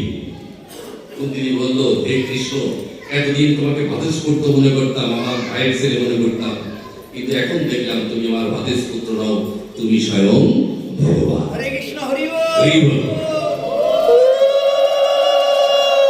যখন এই কথা বললেন, তখন কৃষ্ণ বললেন, হে কৃষ্ণা, তুমি যদি সত্যিকার অর্থে আমার কথা জেনে থাকো, তাহলে আজকে তুমি আমার কাছে যা চাইবে তোমাকে আমি তাই প্রদান করব। কুন্তী তার উত্তরে বলেছিল, কৃষ্ণ তোমার কাছে যা চাইবো তা দেবে তো? হ্যাঁ কৃষ্ণ, আমি কথা দিলাম, তুমি আমার কাছে আজকে যা চাইবে তোমাকে আমি তাই প্রদান করব। তখন কুন্তী বলল, হে কৃষ্ণ, যদি দিতে হয় জগতের যত দুঃখ কষ্ট আছে সব তুমি আমাকে দাও। কৃষ্ণ বলল, কৃষ্ণ এত কিছু থাকতে, এই জাগতিক কত সম্পদ থাকতে তুমি তা চাইলে কেন? কুন্তী তার উত্তরে বলেছিল, হে কৃষ্ণ, যতক্ষণ আমার দুঃখ থাকবে ততক্ষণ তুমি আমার কাছে থাকবে। কৃষ্ণ ভক্ত গোবিন্দ ভক্ত আছেন, দুঃখ না পেলে আমরা কখনো কৃষ্ণ কথা বলতে চাই না। যত দুঃখ বেশি আসে কৃষ্ণ কথা তত বেশি বেশি মনে পড়ে। তাই সুদামা বললেন, হে কৃষ্ণ, আমি যেখানেই যাই, পিতা মারা গেছে, মাতা মারা গেছে, যাবে, আমি জানি এরা কখনো চিরজীবী নয়, তবে কৃষ্ণ যেখানেই থাকো, যেখানেই থাকি, তোর নাম যেন কোনো ভুলে না যাই। ঠিক গ্রামের সেই লোকদের সহায়তায় পিতা মাতার শ্রাদ্ধ সুসম্পন্ন করলেন। মনমরা কৃষ্ণ, সুদামা কৃষ্ণ বিবাহে কাতর, তখন গ্রামের লোক সবাই তার একটি বিবাহের ব্যবস্থা করে দিলেন। একটা দরিদ্র ব্রাহ্মণের মেয়ে, তার নাম হল সুশীলা দেবী। কেউ বলে বসুন্ধরা, কেউ বলে কুশীলা দেবী, নাম তিনটি তার, কিন্তু যে নামই হোক, কিন্তু তার গুণটাই তো আসল, না কি বলেন? কৃষ্ণ ভক্ত গোবিন্দ ভক্ত, যেগুলি তোমার জন্ম হোক না কেন, তোমার মধ্যে ভক্তি থাকলেই হলো।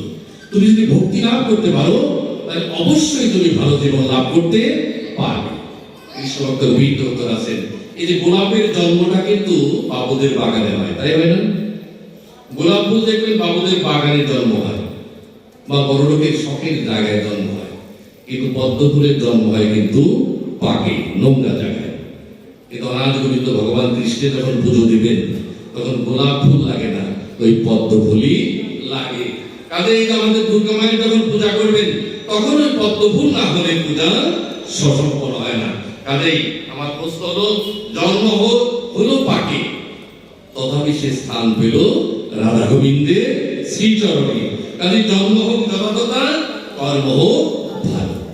কৃষ্ণ ভক্ত গোবিন্দ ভক্ত আছেন, এই যে কলিযুগের যে ভগবান শ্রীমান মহাপ্রভু, তার জন্ম হয়েছিল নবদ্বীপে। কোথায়? নবদ্বীপে কোথায়? এটা নিম গাছের তলায়, যে নিম গাছের পাতা খেলে তিতো লাগে, তাই নাকি? সেরকম একটা জায়গায় জন্ম হয়েছিল। আবার আমাদের তারপরে অনাদি পর্যন্ত ভগবান কৃষ্ণের জন্ম হয়েছিল কংসের নিঝুম কারাগারে। আবার আমাদের রামকৃষ্ণের জন্ম হয়েছিল হুগলি জেলার কামার পুকুরের একটা ঢিকিশালায়। এই যে তিনজনের জন্ম, একজনের হলো নিম গাছের নিচে, একজন হলো কংসের কারাগারে, আর একজন হলো ঢিকিশালায়, অথচ তারাই আমাদের কাছে ভগবান। কৃষ্ণস্তু ভগবান স্বয়ং। কাজেই এগুলো কোনোদিন ভেবে দেখেছি কি আমরা? আমরা কখনো ভাবিনি। কাজে মনে রাখবেন, জন্ম হোক যথাযথা, কর্ম হোক ভালো। কর্মটা যদি আপনার ভালো হয়, অবশ্যই আপনি ভালো কিছু দিতে পারবেন। ঈশ্বরচন্দ্র বিদ্যাসাগর তার বর্ণ পরিচয়ে কয়টা শব্দ বলেছে। ঈশ্বরচন্দ্র বিদ্যাসাগর, যে বিদ্যাসাগরের কথা আমাদের না বললেই নয়, তিনি কয়টা শব্দ বলেছেন। একটা হলো কর, ফল, ঘট, জল, পথ। কয়েকটা শব্দ, এটা হলো কল, কর, ফল, ঘট, জল, পথ। কর মানে কর্ম করো। তুমি যদি জীবনটাকে ভালো করতে চাও, তাহলে তুমি কর্ম করো। কেমন কর্ম? ভালো কর্ম। যদি তুমি ভালো কর্ম করো, তাহলে থাকবে না তোমার ফল মানে হিংসা। তোমার দেহের মধ্যে কোনো হিংসা থাকবে না। কারণ আমাদের দেহের মধ্যে দুইটা জীব খুব মারাত্মক, কাম এসো, ক্রোধ এসো। দেহের মধ্যে কাম এবং ক্রোধ, এই ক্রোধটাকে যদি নিয়ন্ত্রণ করা না যায়, তাহলে কখনো আনন্দ গোবিন্দের কৃপা লাভ করা যায়। কাজেই তুমি যদি ভালো কর্ম করো, তাহলে তোমার খল মানে হিংসা দূর হবে। আর যদি না থাকে খল, তাহলে তৈরি হবে তোমার সাড়ে দিনা ঘট মানে দেহ। যদি তুমি ভালো কর্ম করো, তাহলে তোমার খল মানে দেহের মধ্যে হিংসা ত্যাগ হবে, এবং হিংসা যদি ত্যাগ হয় তাহলে তুমি একটা দেহ ঘট পাবে, দেহ ঘট তুমি পাবে। যদি ঘট হোক, তাহলে ঘট থাকে, তাহলে সেই ঘটের মধ্যে অবশ্যই সাধু সঙ্গ করলে তোমার প্রেম ভক্তি রূপায়ণ হবে। দেহটা নিয়ে তো আমরা এসেছি নাকি? এটা আমাদের দেহ মন্দির। কৃষ্ণ ভক্ত গোবিন্দ ভক্ত আছেন, বাড়ির মন্দির, প্রতিষ্ঠানের মন্দির অনেক সুন্দর করা যায় টাকা হলে, কিন্তু দেহ মন্দিরটা টাকা দিয়ে সুন্দর করা যায় না। এই দেহ মন্দির সুন্দর হয় একমাত্র ভাগবতী কথা, কৃষ্ণ কথা, গোবিন্দের কথা স্মরণ মননে, কায় মনোবাক্যে যদি শ্রবণ করে। যদি জল থাকে, অর্থাৎ ঘটে যদি জল থাকে, তাহলে পথ তুমি সঠিক পথ পাবে। সেই জন্য আমার কৃষ্ণ ভক্ত গোবিন্দ ভক্ত আছেন, আমরা যদি সেই সঠিক পথ পেতে চাই, তাহলে আমাদের মধ্যে কয়টা শব্দ, যেটা আমার মতো করে বললাম, কর, ফল, ঘট, জল, পথ। অর্থাৎ ভালো কর্ম করো, তোমার দেহের ফল যাবে। যদি ফল যায়, তাহলে তুমি ভালো একটা দেহ পাবে। যদি সেই দেহ পাও, তাহলে তোমার দেহের মধ্যে প্রেম ভক্তি উদয় হবে। যদি প্রেম ভক্তি উদয় হয়, তাহলে তোমার নিশ্চয়ই দেহের জল গড়াবে। সেই জন্য আমার কৃষ্ণ ভক্ত গোবিন্দ ভক্ত আছেন, সেই সুমুখী দেবী, সেই সুমুখী দেবী, তিনি তাকে তো অভিশাপ দিয়ে পাঠিয়ে দিলেন। তখন সুদামার বিয়ে হলো, স্ত্রীর নাম ছিল সুশীলা দেবী। আমার মায়েরা তো সাধারণত একটু অ্যালার্ট থাকে, সবসময় থাকে না? কোনো বাড়িতে যদি ভালো কিছু হয়, তাহলে মায়েরা কিন্তু বলবে, হ্যাঁ গো দেখো তো অমুক বাড়িতে একটা ভালো জিনিস বানালো, আমাদের হবে না? বলে তো। স্বামীর যদি সামর্থ্য থাকে তাহলে বলে হবে, আর না থাকলে বলে হবে না। সেরকম সুশীলা দেবী একদিন বললেন, হে স্বামী, দিন দিন তুমি রোগা হয়ে যাচ্ছ, তোমার স্বাস্থ্যের অবনতি হচ্ছে। আমি শুনতে পেয়েছি তোমারই প্রাণ বল্লভ, তোমারই বন্ধু দ্বারকাধীশ, দ্বারকার রাজা, তার কাছে তুমি যেতে, কিছু অর্থ পেতে, তাহাতে অন্তত তোমার দেহের কিছু সেবা তুমি করতে পারতে। আমার শিষ্যরা বললেন, সুশীলা দেবী, আমি কথা দিয়েছি, আমি কখন আমার বন্ধুর কাছে হাত পেতে কিছু চাইব না। তখন দেখলো এই কথা, তখন বললো স্বামী তো যাবে না। তখন বললো, ঠিক আছে, তুমি অর্থের জন্য না দাও, বৃত্তের জন্য না দাও, তুমি তো তোমার বন্ধুর সঙ্গে সাক্ষাৎ করতে পারো, চলে যাও তোমার বন্ধুর সঙ্গে। তখন বললে, ঠিক আছে, এটা হতে পারে, কারণ বন্ধুকে দীর্ঘদিন যাবত দেখি না, যদি তার সঙ্গে একটু সঙ্গ হয়, তার কৃপা যদি আমি লাভ করতে পারি, তাকে যদি দর্শন করতে পারি, এতে অনেক পরমানন্দ আমার লাভ হবে। কাজে কৃষ্ণ ভক্ত গোবিন্দ ভক্ত আছেন, সেই দ্বারকাধীশ কৃষ্ণচন্দ্র রাজার সঙ্গে দেখা করতে গেলে এই সুশীলা দেবী খালি হাতে কি বন্ধুর কাছে যাওয়া যায়? তা তো যাওয়া যায় না। তাহলে কিছু তো ব্যবস্থা করো, ঘরে কি কিছু আছে? সুশীলা দেবী বলছে, স্বামী ঘরে তো কিছু নেই, তুমি অপেক্ষা করো, আমি একটু ঘুরে আসি। এই পাড়ায় গিয়ে কিছু খুদের চাউল সংগ্রহ করলেন, কিছু চিরা সংগ্রহ করলেন। এই খুদের চাউল দিয়ে তিনি মুড়ি ভাজলেন, তিনি জানলেন আমার প্রাণ ভগবত কৃষ্ণ ব্যঞ্জনাদি দিয়ে বহু প্রকারে ভালো ভালো খাদ্য খেতে খেতে তার মুখ বিষাক্ত হয়েছে। এই প্রসাদ তিনি অম্লান বদনে সেবা করবেন। এবার সেই সুশীলা দেবী সমস্ত কিছু দুই চাদরের দুই প্রান্তে বেঁধে দিলেন। বেঁধে দেওয়ার পর আজকে আমার সেই সুদামা তিনি করলেন দুটি পুত্রী কাঁধে নিয়ে, আজ তিনি নাম কীর্তন করতে করতে দ্বারকার উদ্দেশ্যে রওনা হলেন।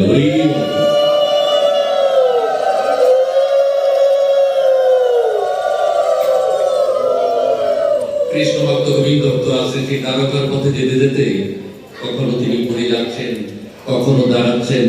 ভগবান দেখলেন আমার ভক্ত যখন আসছে, ওকে তো চোর বানিয়ে এসেছিলাম, তাহলে ওকে আমার একটু পরীক্ষা করতে হয়।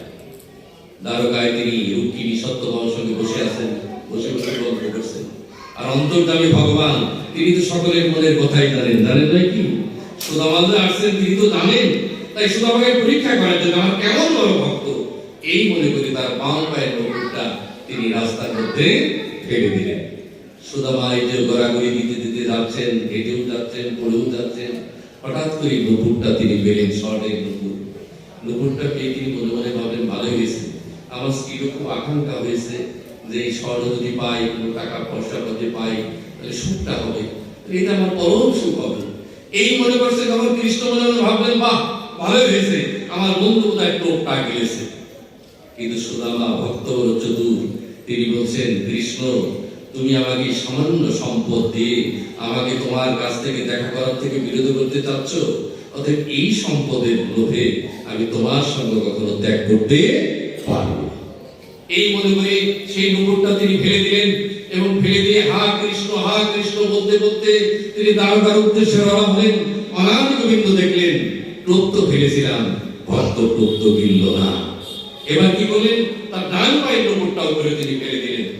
কিছু দূর আসার পর সুদামাটাও পরিত্যক্ত দেখে হাতে তুলে নিয়ে বললেন, কৃষ্ণ ভালোই করেছো, তুমি বুঝতে পেরেছো আমি বোধহয় দ্বারকার পথ নির্বাচন করতে পারবো না, সেই পথটাকে দেখানোর জন্য, সঠিক পথ নির্বাচন করার জন্য আরেকটি নুপুর ফেলে দিয়েছো, যাতে আমি সেটাকে অবলম্বন করতে করতেই তোমার কাছে ফিরে আসতে পারি। ভগবান দেখলেন এবারও তো কাম হলো না, আজ সুদামাকে দুর্বল করে দিই, দেখি আমার কাছে আসতে যেন তার বাধাগ্রস্ত হয়। পড়ে গেলেন সুদামা, ক্ষুধার্ত হলেন, কি যেতে পারছেন না। তখন হঠাৎ করে সুদামা ভাবলেন যে আমার কাছে তো কিছু খাদ্য আছে, যে আমার বন্ধুর জন্য নিয়ে যাচ্ছি, একটু সেবা করে নিলেই তো আমি শক্তি অর্জন করতে পারবো। কৃষ্ণ বললেন, যে প্রসাদ এনেছিলি সেটা সেবা করলেও তো তোর শক্তি হতে পারে, তাও দেখি তুই কেমন ভক্ত। সুদামা যখনই পুটলিটা করলেন, বলে হঠাৎ করে তার মনে হলো, ভগবান এগুলো তো তোমার প্রসাদ, আজ তোমার প্রসাদ তোমাকে না দিয়ে আমি কেমন করে খাই, আগে তোমার প্রসাদ তোমাকে দিতে হবে, তারপর তো আমি সেবা করবো। এই মনে করে নয়নের জল গড়িয়ে পড়লো চিরার মধ্যে, চিরা ভিজে গেছে। সুদামা সঙ্গে সঙ্গে পুটলি বেঁধে ফেললেন, কৃষ্ণ আমাকে এত বোকা বলবো না, ভগবানের প্রসাদ ভগবানকে না দিয়ে আমি তার প্রসাদের স্বাদ আস্বাদন করবো না। এই মনে করে ভগবানের উদ্দেশ্যে ধীরে ধীরে এগিয়ে গেলেন। যেতে যেতে হঠাৎ করে তিনি দেখলেন যে কিছু দূরে ভক্ত হয়ে যে ভগবানের পরাজয় হবে তা তো হতে পারে না। তখন ভগবান চিন্তা করলেন, ভক্তের জয় হোক, আমার পরাজয় হোক। এই মনে করে আজকে সুদামা যখন দ্বারকার পথে গেলেন, সেই দ্বারকার পথে গিয়ে পড়ে যাচ্ছেন, হঠাৎ করে একজন মাকে দেখতে পেলেন। মাকে বলছেন, মা আমি অনেক পথ হেঁটে এসেছি, আমি পরিশ্রান্ত, আবার বলে দাও আমার বন্ধু সেই কানাই থাকে কোথায়, দ্বারকার কোথায় থাকে, একবার বলে দাও। মা সেই দাঁড়ানো মাকে বলতো, বাবা তুমি তো দ্বারকার পথে এসেছো, কিন্তু কানাই নামে তো আমরা কাউকে চিনি না। শুধু বলো, কেন, আমার বন্ধু কানাই, আমি কানাইয়ের কাছে যেতে চাই। আচ্ছা মা তুমি কানাই নাম না জানো, তুমি কি গোপালকে চিনো? না বাবা, আমার এখানে কানাই বলেও কেউ নেই, গোপাল বলেও কেউ নেই। আচ্ছা যদি গোপাল না থাকে মা বলে দাও তো, এখানে কি মধুসূদন বলে কেউ আছে? না না না, এখানে মধুসূদন বলে কেউ নেই। আচ্ছা মা এখানে যদি মধুসূদন না থাকে, তাহলে গিরিধারী বলে কি কেউ আছে? মা বললো, বাবা তুমি যত নামই বলো, এই নামে দ্বারকায় কেউ থাকে না। কৃষ্ণ ভক্ত গোবিন্দ ভক্তরা আছেন, সেই দ্বারকার প্রেম হলো সত্যময় প্রেম। তারা কানাই, গোপাল, গিরিধারী, আমার এই মধুসূদন, এই নামে কখনো কৃষ্ণকে তারা চেনে না। এই নামটা চেনে আমাদের এই জগতের মানুষ, যারা ভগবানকে 100 নামে তারা ডাকে। 100 নাম যারা জানেন, তারা জানেন অনাদি গোবিন্দের 100 নাম আছে, যে নামেই আমরা ডাকি গোবিন্দের কাছে কৃপা লাভ করতেই পারবো। তখন বললো, তুমি এগিয়ে যাও, আর কষ্ট করো না, ফিরে যাও, এগিয়ে যাও, তাহলেই দেখতে পাবে কৃষ্ণের মানে গোপালের ঠিকানা তুমি পাবে। কিছু দূর এগিয়ে গেলে এবার আর কুলাচ্ছে না। আজকে সুদামা হাঁটতে পারছেন না, তাই তিনি ঘোরাতেই তিনি দ্বারকার উদ্দেশ্যে রওনা হচ্ছেন। এই যে কৃষ্ণ ভক্ত গোবিন্দ ভক্ত আছেন, শরীরে সামর্থ্য নেই, সামর্থ্য কমিয়ে দিয়েছেন কৃষ্ণ, দেখতেছেন আমার বন্ধু আমার কাছে আসতে পারে কিনা। ঘোরাচ্ছেন, ঘোরাতে দেখলেন একজন পুরুষ মানুষ দাঁড়িয়ে আছে। বলছে, বাবা আমি দ্বারকায় যেতে চাই, আমার বন্ধুর কাছে, কানার কাছে, গোপালের কাছে, গিরিধারের কাছে, মধুসূদনের কাছে যেতে চাই, আমার মধুসূদন কি আছে? বলো, হে বাবা এখানে উনামে কেউ নেই, তবে আমি শুনেছি আমাদের রাজা কৃষ্ণচন্দ্র তিনি দ্বারকার রাজা। তখন সুদামা বলছে, হ্যাঁ আমার বন্ধু তো কৃষ্ণচন্দ্রই, আমি কৃষ্ণচন্দ্র সঙ্গেই দেখা করতে চাই। বলে, বাবা তুমি তাহলে দেরি করো না, কারণ কিছুক্ষণের মধ্যে দ্বার বন্ধ হয়ে যাবে, দরজা যদি বন্ধ হয়ে যায় তাহলে কৃষ্ণচন্দ্রের সঙ্গে দেখা আজকে আর তোমার হবে। এই মনে করে সুদামা গলাতে গলাতে কাঁদতে কাঁদতে হা কৃষ্ণ বলতে বলতে চলে গেলেন। দ্বারে যখন গিয়ে বসেছেন তাকে দরজা বন্ধ। দাঁড়িয়ে এক পাশে দাঁড়িয়েছে, দুপাশে দাঁড়িয়ে বলছে, হ্যাঁ গো, দ্বারটা খুলে দাও, আমার প্রাণ বলল অনাদি গোবিন্দ ভগবান কৃষ্ণের সঙ্গে আমি দেখা করতে চাই, দ্বারটা খুলে দাও। দাঁড়িয়ে বলছে, আজকে হবে না, কারণ দ্বার বন্ধ হয়ে গেছে। যখন এই কথা বললেন তখন সুদামা বলছেন, বাবা আমি অনেক পথ হেঁটে এসেছি, যদি আজকে আমি দেখা করতে না পারি, কাল যদি আমি মারা যাই, তখন কৃষ্ণ দর্শন কখনো হবে না, দ্বারটা খুলে দাও। এইভাবে বারবার যখন বিরক্ত করেছেন, তখন দাঁড়িয়ে এক পর্যায়ে বিরক্ত হয়ে সুদামাকে ঘাড় ধাক্কা দিয়ে ফেলে দিয়েছে। যখনই ফেলে দিয়েছেন, সুদামা কৃষ্ণ বলে বন্ধন করে মাটিতে পড়ে গেল। দাঁড়িয়ে তাকিয়ে দেখলো এই বোধ আর বেঁচে নেই, মারা গেছে। কিন্তু যাওয়ার আগে একটু পরিচয়টা হয়েছিল, জিজ্ঞাসা করেছিল তুমি কোথা থেকে এসেছিল, ওই বৃন্দাবন থেকে, তোমার নাম কি? সুদামা, এই পর্যন্ত বলেছিল। তখন দাঁড়িয়ে চিন্তা করলো, এই লোকটা যদি পড়ে গেল, মারাও তো যেতে পারে, তাহলে আমাদের রাজাধীশ কৃষ্ণচন্দ্রের কাছে সংবাদটা পৌঁছে দিই। দৌড়ে গিয়ে বললো, হে মহারাজ, তার একজন লোক পড়ে গেছে, আপনার কথা বলছিল। তখন অনাদি গোবিন্দ ভগবান কৃষ্ণ রুক্মিণী সত্যবংশে বসে বসে গল্প করছিল। জিজ্ঞাসা করল, কি এসেছে, কোথা থেকে এসেছে? কৃষ্ণচন্দ্র বিনয় করে বলল, কি এসেছে, কোথা থেকে এসেছে? তখন দাঁড়িয়ে বলল, বৃন্দাবন থেকে। যেই না বৃন্দাবনের কথা বলেছেন, কৃষ্ণ তখন বলল, বৃন্দাবন থেকে কে এসেছে আমার কাছে? তখন দাঁড়িয়ে বলল, নাম তো বলি। হঠাৎ করে আর এক দাঁড়িয়ে বলল যে, হ্যাঁ তিনি বলেছিলেন, তার নাম হলো সুদামা। যেই না সুদামার কথা বলেছেন, কৃষ্ণ এক বিন্দু থাকতে না পেরে দুই নারী স্ত্রীকে ত্যাগ করে দৌড়ে সুদা চলে আসলেন। এসে তিনি দেখলেন সুদামা পড়ে আছে। সুদামার বক্ষে যখন হাতটা দিলেন, কিছুটা প্রাণ ফিরে এলো। তখন রুক্মিণী সত্যভামা তো বসে থাকতে পারেন না, তারা তো প্রাণের প্রিয়। কারণ তিনি চিন্তা করলেন, মহারাজ চলে গেছে আর আমরা তা বসে থাকবো? এই রুক্মিণী সত্যভামা যেন কোনো ব্যক্তি নয়, সেই রুক্মিণী হলো আমাদের বল্লভাচার্যের মেয়ে, তিনি শ্রী চৈতন্য মহাপ্রভুর প্রথম শ্রী লক্ষ্মী প্রিয়া, যিনি সর্বদংশের মৃত্যু হয়েছিলেন। আর দ্বিতীয় সত্যভামা হলো বিষ্ণুপ্রিয়া, তিনি সনাতন মিশ্রের স্ত্রী, তিনি হলো আমাদের গৌরাঙ্গ মহাপ্রভুর স্ত্রী। এরা দুইজন আবার কিন্তু যে পুরীতে এসেছিলেন, সেই দুইজনও আসলো। এসে দেখে তারই স্বামী একজন ভিক্ষুককে ধরে বসে আছে। চিৎকার করে বলল, হে স্বামী, তুমি কি করছো? তুমি মহারাজা ধীরাজ হয়ে একজন ভিক্ষুককে ধরে ধরে কান্না করছো। তখন রুক্মিণীর কথায় কৃষ্ণ বললেন, রুক্মিণী এই যেন কোনো ব্যক্তি নয়, যে সুদামা ভক্তের কথা না বললে তোমাদের পূর্ণ হয় না, যে সুদামার কথা না বললে তোমাদের মনের ইচ্ছা পূর্ণ হয় না, সেই ভক্ত সুদামা এসেছে আমার সঙ্গে সাক্ষাৎ করতে। এই কথা যখন বললেন, রুক্মিণী সত্যভামা ভয় পেয়ে গেলেন। এই সেই সুদামা, যে ভক্ত সুদামার কথা না শুনলে আমরা শান্তি পাই না। তখন স্বামী তাড়াতাড়ি করো, একে ভিতরে নিয়ে যাও। এই মনে করে অনাদি গোবিন্দ ভগবান কৃষ্ণ মাঝখানে ধরলেন, রুক্মিণী ধরলেন মাথার দিকে, সত্যভামা ধরলেন পায়ের দিকে। তিনজন আসতে করে মহা আনন্দে তাকে রাজপ্রসাদে নিয়ে গেলেন। রাজপ্রসাদে নিয়ে গিয়ে তাকে সিংহাসনে বসালেন। সিংহাসনে বসানোর পর তাও তার জ্ঞান ফিরে আসেনি। তখন অনাদি গোবিন্দ ভগবান কৃষ্ণ তার মস্তকে হাত দিলেন, বন্ধু ফিরে এসেছো, ভুলে গেছো আমার কথা, তাকিয়ে দেখো আমি কে, তাকিয়ে দেখো। যেই না তাকিয়েছেন, তখন অনাদি গোবিন্দ আর দেরি করে নাই, বংশী বদন করে তিনি পাশে দাঁড়িয়েছেন। পাশে রুক্মিণী সত্যভামা দাঁড়িয়েছেন। আজকে সুদামা তাকিয়ে দেখে, এ তো যেন কোনো ব্যক্তি নয়, এই হলো আমার সেই প্রাণ বন্ধু কৃষ্ণ। হে কৃষ্ণ, তুই তো এখানে না পড়ে কৃষ্ণ ত্রেতায়ুগী রামচন্দ্র, আর আমি এখানে কেন? এই রাজ সিংহাসনে আমি কেন? আমি তো গরিব ব্রাহ্মণ, এখানে তো বসার যোগ্যতা আমার নেই, কেন তুই আমাকে এখানে বসিয়েছিস? তখন বলল, কৃষ্ণ বলছে, বন্ধু তুই তো আমার প্রাণের বন্ধু, তো ঋণ আমি কখনো শোধ করতে পারি নাই, তারপরে ত্রেতায় পারি নাই, তারপরেও পারি নাই। বন্ধু আজকে তুই বস, অপেক্ষা কর। এই রুক্মিণী সত্যভামা জল নিয়ে এসো, এই পদধৌত করিয়ে দাও, আমাদের অতিথি ব্রাহ্মণ। তখন জল নিয়ে আসা হলো।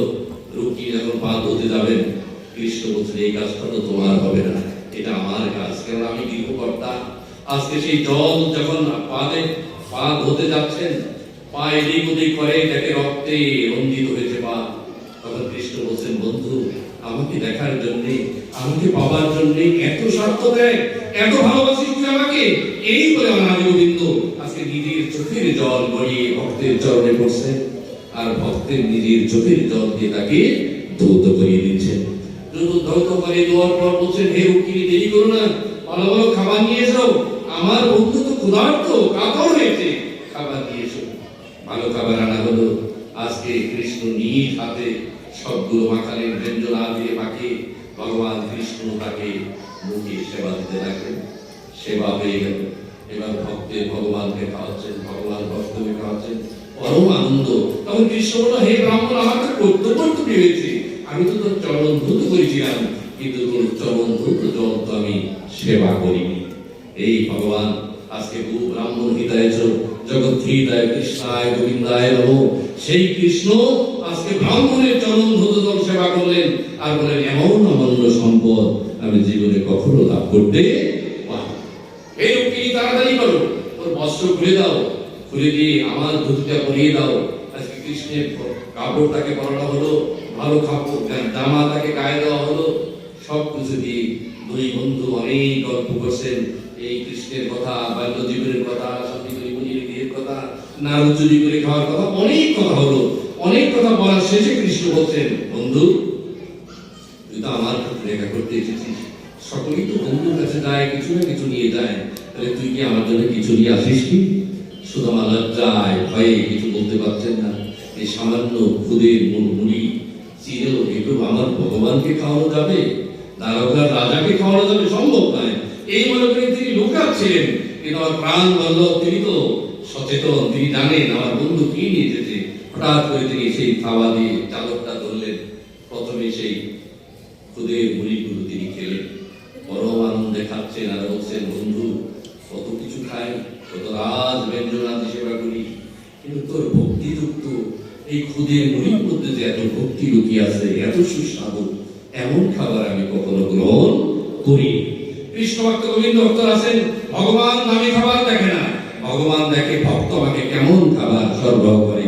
কৃষ্ণ কোন এক সময় কৃষ্ণকে সেই দুর্যোধন নিমন্ত্রণ করেছিল, অন্ন ব্যঞ্জনাদি দিয়ে খাবার প্রস্তুত করেছিল। কৃষ্ণ খাবার দিতে গিয়ে দেখল যে ওই খাবারের মধ্যে কোনো ভক্তি নেই, ওই খাবারের মধ্যে আছে শুধু অহংকার। তাই কৃষ্ণ ফিরে গেলেন, সেখানে গ্রহণ প্রবেশ করলেন না। বললেন কোথায়? তিনি চলে গেলেন বিদুরের গৃহে। বিদুরের গৃহে যে গৃহে চাল নেই, ডাল নেই, কিচ্ছু নেই। গিয়ে দেখেন বিদুর স্নান করতে গেছে, বিদুরের বউ একটা কাপড় পরে কেবল দাঁড়িয়ে আছে। গিয়ে বলছেন, মা, আমি খেতে চাই, কৃপা করে আমাকে কিছু খেতে দাও। বিদুর স্ত্রী বিহ্বল হয়ে গেলেন, কি খেতে দেই? আমার প্রাণ বলল কৃষ্ণ এসেছে, তাকে কি খেতে দেই? কোথাও খাবার নেই। হঠাৎ করে দেখলেন ব্রাহ্মণ ঠাকুর পূজার জন্য একটি কলা রেখেছে। সেই কলাটি হাতে নিয়ে কৃষ্ণের অকাল মূর্তি, সেই মূর্তি দর্শন করছেন আর কৃষ্ণের বদনের দিকে তাকিয়ে আছেন। দিকে কলা যে খুলে তার ভিতরের অংশ ফেলে দিয়েছেন, চুচাটাই আজ কৃষ্ণকে দিচ্ছেন। কৃষ্ণ দেখলেন এই যে ভিতরের বস্তু ফেলে দিয়ে বাইরের বস্তুকে দিল, এর মধ্যে যে কত ভক্তি, কত আনন্দ, কত উৎপীড়িত আছে। এই প্রসাদ যদি আমি সেবা না করি, ভক্তকে কলঙ্কিত করা হবে। তাই আবার রাজ গোবিন্দ সেই প্রসাদের স্বাদ আস্বাদন করলেন। আজকে ভগবান কৃষ্ণ সেই তারপরে এসেও সেই মুড়ি খেলেন। পরে বলছে, আর কিছু মানুষ নেই। কৃষ্ণর কথায় সুতমা দিতে পারছেন না। তখন আর এক পাশ থেকে যখন জিরার কুটিটা করলেন, খুলে সেবা করতে যাবেন, তখন বলছে, সুদামা, এই চিরগুলো তো ভিজা গেল বন্ধু, তুই কি আমার জন্য ভিজিয়ে রেখেছিস? সুদামা তার উত্তরে বলছে, বন্ধু, এগুলো আমি ভিজিয়ে নিয়েছি। হ্যাঁ, কিসে ভিজিয়ে নিয়েছি জানিস? যখন এই চিরগুলো আমি খেতে গিয়েছিলাম, তোর কথা যখন আমার মনে হলো যে ভগবানকে না দিয়ে আমি প্রসাদ খাই কি করে, এই মনে করে যখন চিরগুলো তাকালাম, আমার নয়নের জল সেখানে পড়ে ভিজে গিয়েছে। ভগবান বললেন, এই তো আমার সেবা, ভক্তের দেওয়া প্রসাদ যদি চোখের জলে আমাকে অর্পণ করে, আমি তা সাদরে গ্রহণ করি। কৃষ্ণ ভক্ত গোবিন্দ ভক্ত আছেন, ভগবান দেখে দেওয়ার ভাবটা কেমন। ভাবটার মধ্যে যদি প্রেম থাকে, ভাবটার মধ্যে যদি আনন্দ থাকে, ভাবটার মধ্যে যদি ভগবানের প্রতি সম্পর্ক সৃষ্টি হয়ে থাকে, সেই প্রসাদ গোবিন্দ গ্রহণ করেন। কৃষ্ণ ভক্ত গোবিন্দ ভক্ত আছেন, এই যে নাম যজ্ঞের অনুষ্ঠান প্রতিদিন আপনার হয়তো সামর্থ্য না হতে পারে, কিন্তু ঘরে বসে আপনি নাম যজ্ঞ করতে পারেন। ঘরের মধ্যে বসে প্রতিদিন গোবিন্দকে একটি বাতাসা অর্পণ করে যদি মহানাম জপ করেন, সেখানে আপনার নাম যজ্ঞের ফল প্রাপ্ত হতে পারেন। কিন্তু আমরা তো ঘরে বসে করতে চাই না, আমরা বহিরঙ্গ কীর্তনে ব্যস্ত থাকি বেশি। তো যাই হোক, সেই সুদামা যখন 2 বস্তু খাওয়া হলো, তখন রুক্মিণী বললেন, হে কৃষ্ণ, তোমার বন্ধু তো অনেক খাবার এনেছেন, ভগবান তুমি কৃষ্ণ সুদামাকে কিছু দাও।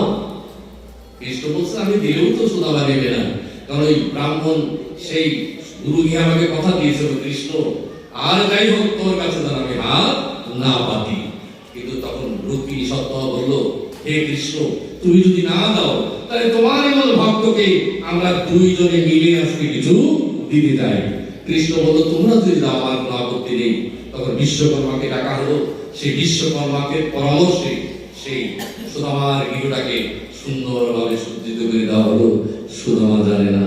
যখন কিছুদিন থাকার পর এবার সুদামা বলছে, বন্ধু আমি চলে যাই, অনেক দিন তো তোর কাছে থাকলাম, আমার স্ত্রী সেখানে আছে, সুশীলা দেবী অনেক কষ্টে আছে, তাকে ফিরে যেতে হবে। কৃষ্ণ তখন মুসকি মুসকি হাসছেন, বন্ধু তুই যখন যাবি তাহলে যাবার আগে তুই কথা দিয়েছিস আমার কাছ থেকে কিছু দিবি না, তাহলে আমার যে ধুতি কেনা পড়েছিস, জামাখানা গায়ে দিয়েছিস, ফেরত দিয়ে দে। সুদামা, হ্যাঁ তা তো দেবো, আমি তোর কাছে কিছু দেবো। সব কিছু ফেরত দিয়ে আবার তার সেই পূর্বের যে কাপড় পরিধান করে এসেছিলেন সেটা পরিধান করি আজ 2 বন্ধু আলিঙ্গন দিয়ে তিনি যাত্রা পথে রওনা দিলেন। আর যাওয়ার বেলায় বললেন, কৃষ্ণ যেখানেই থাকি, যেখানেই অবস্থান করি, তোর নাম যেন আমি কখনো ভুলে না যাই। কৃষ্ণ ভক্ত গোবিন্দ ভক্ত আছেন, আমরা সেই গোবিন্দের নামটাকে যেন কখনো ভুলে না যাই। জীবনে অর্থবিত্ত প্রতিপত্তি কখনো সঙ্গে যাবে না। কৃষ্ণ ভক্ত গোবিন্দ ভক্ত আছেন, যখন জন্ম নিয়েছিলেন হাতটা মুষ্টি করে এসেছেন। দেখেন, মনে করে দেখেন, একজন শিশু যখন জন্ম নেয় হাতটা মুষ্টি করে আসে, অর্থাৎ হাতে আমি কিছুই নিয়ে আসিনি। আবার যাওয়ার বেলায় হাতটা ছেড়ে দিয়ে যায়, বলে দেখো যাওয়ার বেলায় আমি কিছু নিয়ে যাইনি। কিন্তু আপনার পরমাত্মার যে খাবার, সেই খাবারটাকে যদি নিয়ে যেতে পারেন, ওই খেয়া পাড়ে দেখবেন অনাথ গোবিন্দ ভগবান কৃষ্ণ আপনাকে পার করার জন্য দাঁড়িয়ে থাকবে। কৃষ্ণ ভক্ত গোবিন্দ ভক্ত আছেন, ছোটখাটো নদী আপনি সাপ দিয়ে পার হয়ে যেতে পারবেন, কিন্তু বৈকুণ্ঠের সেই নদী চলছে না ধার, সেখানে নৌকাও থাকবে। আপনি যদি পারে ঘুরি না নিয়ে যান, মাঝি থাকবে না, সেই নদীতে আপনি নৌকা থাকলেও পার হতে পারবেন না। কিন্তু প্রাণ বল্লভকে রাখুন, মৃত্যুর সময় তার কথা স্মরণ করতে করতে তাকে স্মরণে রেখে যদি মৃত্যু হয় তাহলে দেখবে গোবিন্দই পার করবে, আর আপনার পুনর্জন্ম হবে না।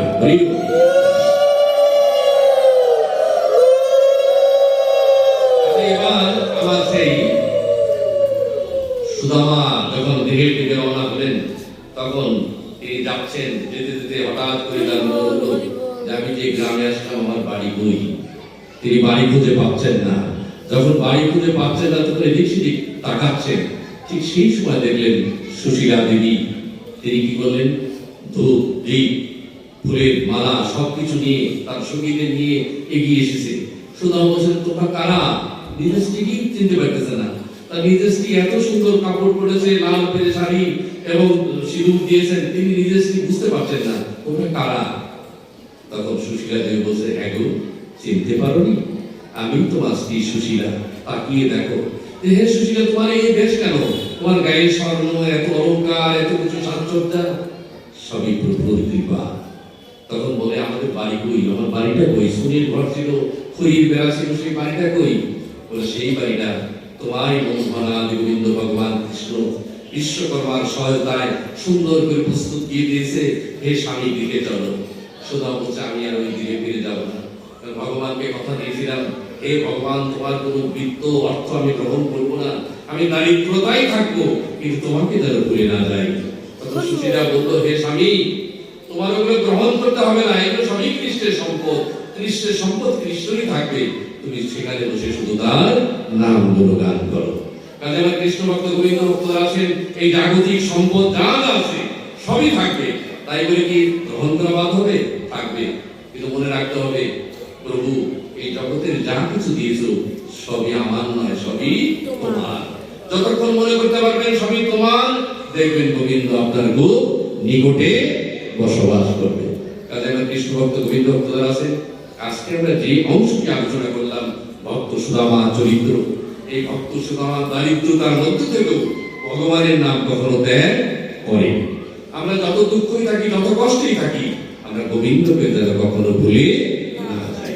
যদি গোবিন্দ আপনাদের চরণে মননে কায় মনো ব্যক্তি থাকে, নিত্য নিত্য পরমানন্দ লাভ করবেন। এই পরমাত্মা যদি খুশি হয়, গোবিন্দ খুশি হবে। যাই হোক, এতক্ষণ যাবত যে কথাগুলো শুনলেন, যদি কথার মধ্যে ত্রুটি বিচ্ছুতি হয়ে থাকে, ক্ষমা সুন্দর দৃষ্টিতে দেখে নেবেন। আর যদি কোনো কথা আপনার জীবনে, বাস্তব জীবনে প্রয়োগ করার মতো সময় হয়, বুঝে থাকেন, সেটা বাস্তবে প্রয়োগ করবেন, তাহলে দেখবেন নিত্য নিত্য গোবিন্দের সেই স্বাদ আস্বাদন করবেন, নিত্য গোবিন্দের প্রসাদ সেবা করবেন। সেজন্য গোবিন্দকে স্মরণে রাখবেন, ভালো থাকবেন। সবিশেষ ভাগবত ভক্ত ভগবান সকলের চরণে প্রণাম জানিয়ে এখানে শ্রীমদ্ ভাগবত গ্রন্থের বিশ্রাম